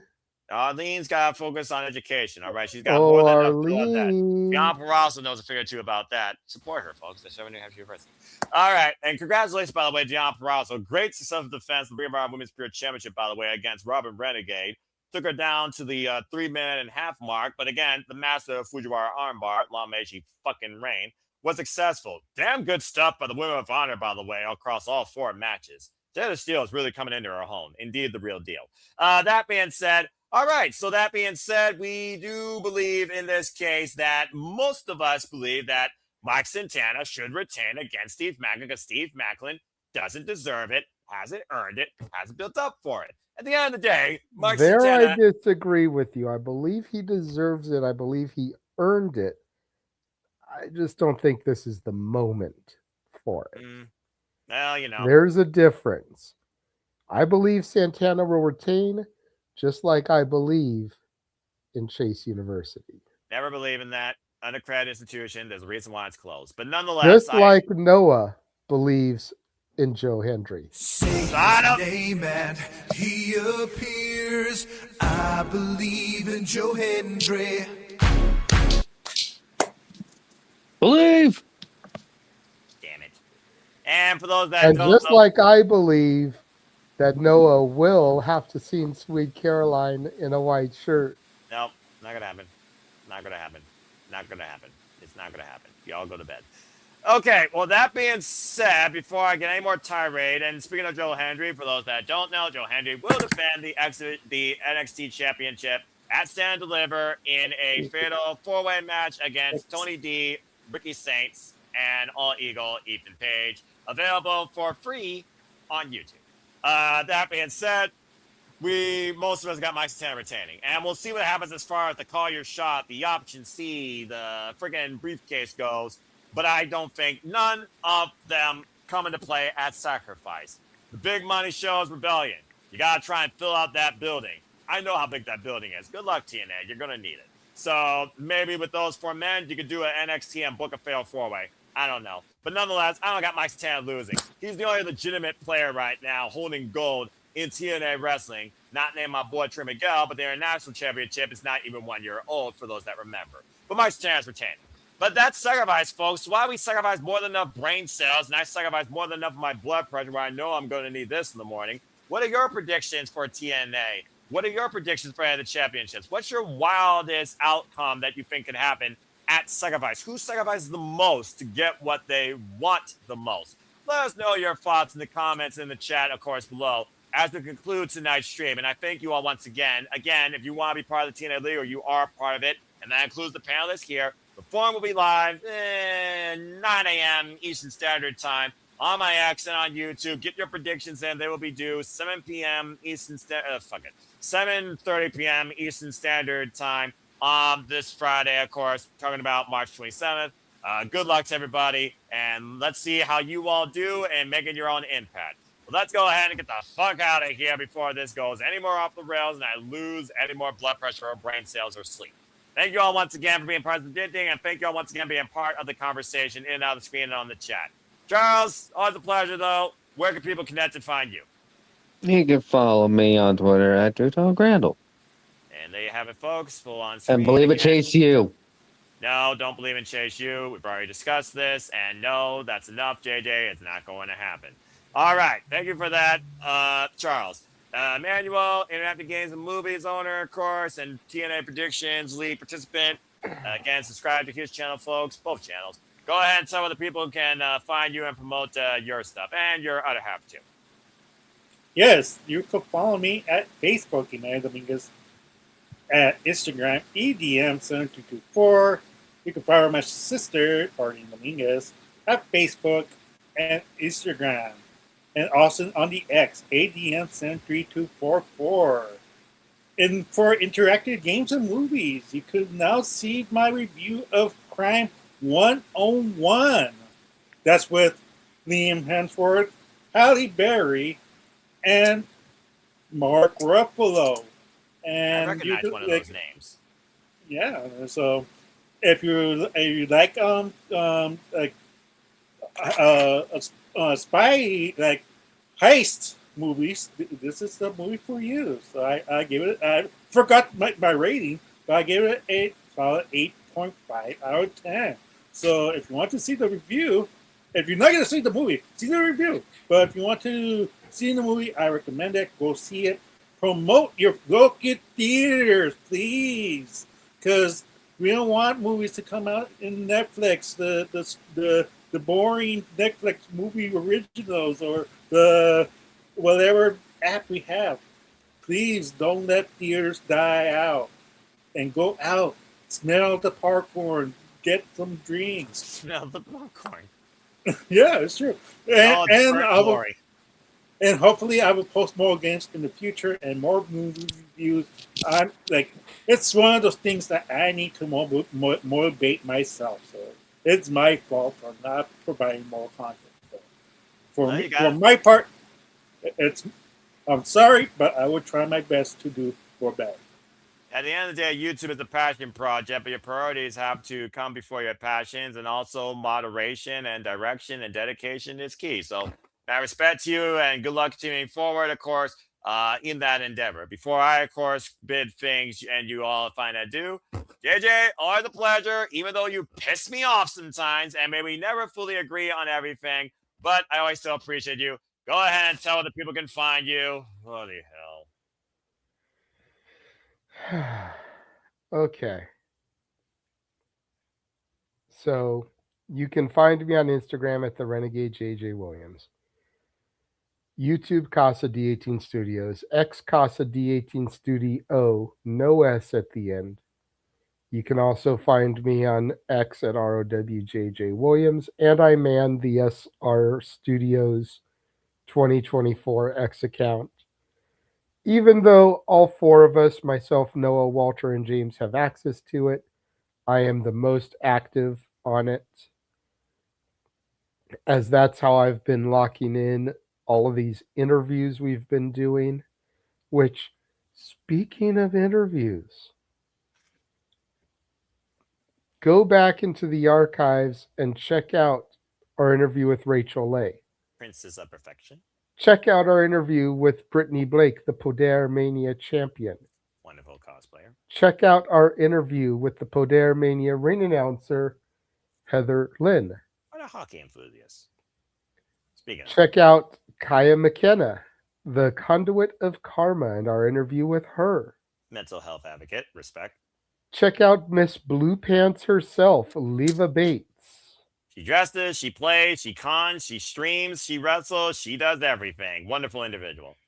Check out our interview with the Ladies Night Out and Hurricane Pro Women's Champion, top tier Jasmine Allure. Queen of Indies, in my opinion. Respect. Check out the interview we just had earlier today with Telly Bistis from Ladies Night Out and Title Match Network. Yes, for those of you that are unaware, the man we talked to today runs Title Match Network, a alternative streaming service like Triller, very much focused on the Texas independent wrestling scene, very heavy focus on women's independent wrestling promotions. Damn it. Mad respect. Love the platform. All those interviews, except for Telly's, because it hasn't been uploaded yet, you can now find on Spotify. Just go on Spotify and look up Saturday Shenanigans, and you'll find all of those interviews in audio form, as well as our interviews with the Puerto Rican Pitbull, Gino Rivera, the Epic, Doug Malo, La Princesa, Tiffany Nieves, Ed Laredo, the owner and operator of Poder Mania, and the right hand of God, Sam Knight. All those interviews are available on Spotify. Look at you going across multiple forms of communication endeavors. And speaking of podcasts, quick thank you to AEW Unrestricted for the laughs and the stories shared, as that officially has come to an end. So thank you, Aubrey Edwards, Tony Schiavone, Will Washington, Stephanie Sophia, I believe, who was the producer, and everyone who was involved in that show, making it a wonderful form of listen for stories, previews, hype, and entertainment. All the best. Again, thank you so much, JJ. And again, folks, thank you all for tuning in. As always, again, he wasn't here, but he is still simply reliable. Reliable. So again, if you haven't already, subscribe and follow today the Rage of Wrestling at Walter Cruz. There you see the social medias right there at Walter Alex Cruz on the X and on Blue Sky, if people still look at that. Primarily, though, the brainchild is YouTube. Subscribe today to Rage of Wrestling. I mentioned her earlier. Don't be a dickhead. Join Barry's Army today at Barry for Wrestling. Me and her, of course, did a baddie bracket breakdown for the beginning of New Japan Cup. We may cover Sakura Genesis. If nothing else, preview it or review it. Stay tuned for further Japanese, AEW, pop culture, and further women's wrestling focused content at Baddie for Wrestling Today. Note to self, Noah. at the top right-hand corner. What? Noah, I have a question.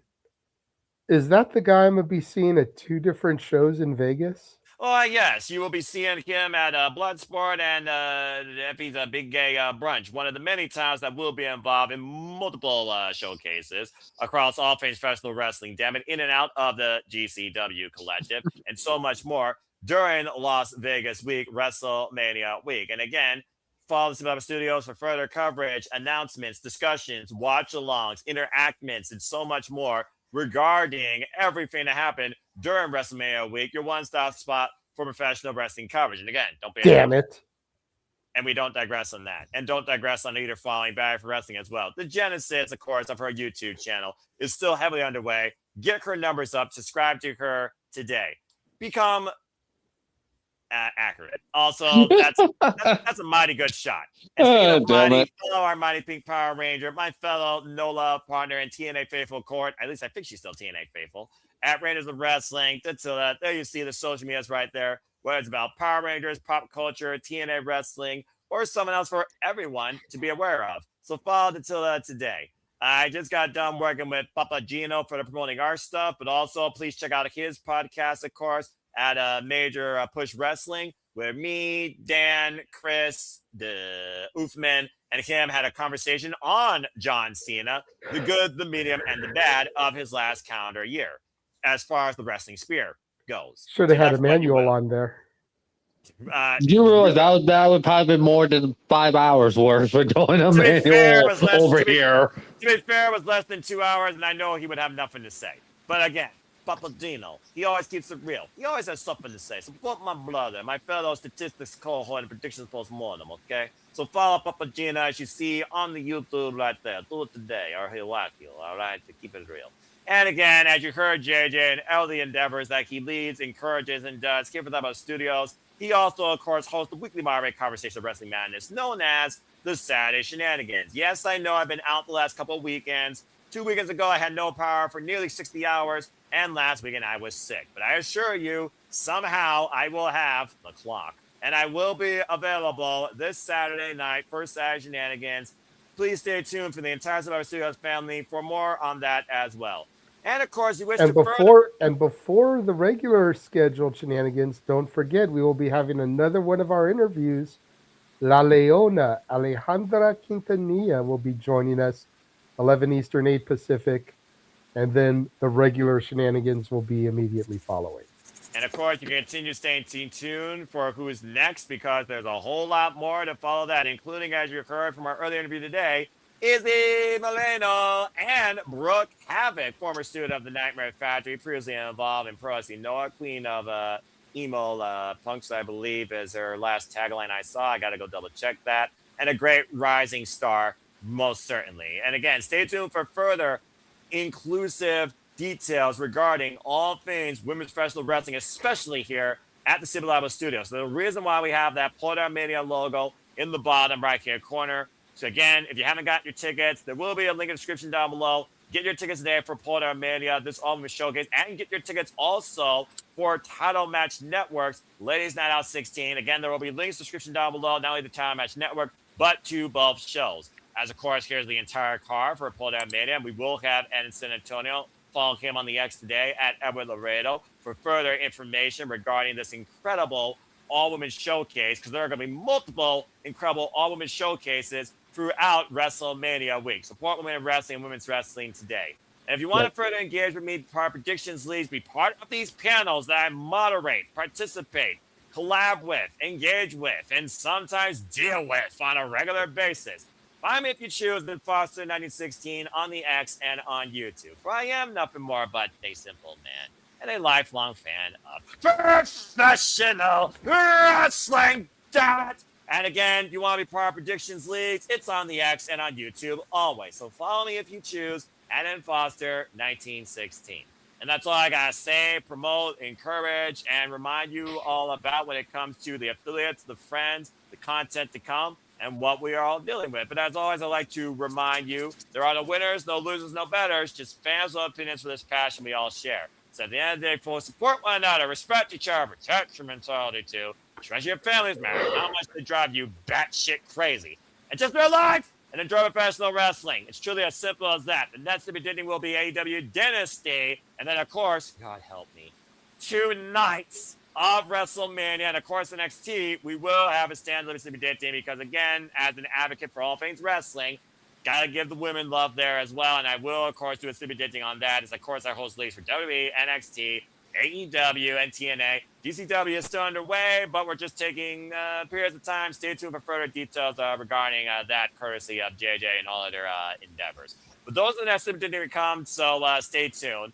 And again, we'll be here covering Sacrifice. We will cover Ring of Honor, Global Wars, MLP at some point, but it won't be live since it's a paid service on Triller, and we have other priorities and other obligations to deal with. So stay tuned for all that's ahead here at the Simply Liable Studios. With that being said, thank you so much for tuning in. Whether live or on demand, please like, subscribe, comment, and tell a friend.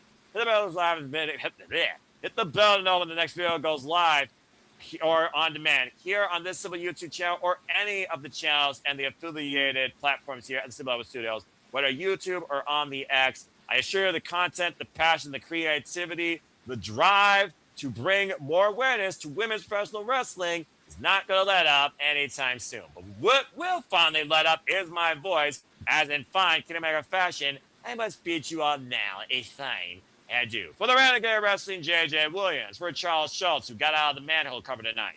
For John Cena's biggest fan, Emmanuel Dominguez. And for all of you in and out of your actual conversation in the chat, for Safet, for Nick, for Daniel, and for, of course, Dwayne Atkinson, who did not friggin' buy into your madness, and for Matt Helms, who, of course, I always acknowledge because he always give us a subscribe, a thumbs up, and ask us how we are.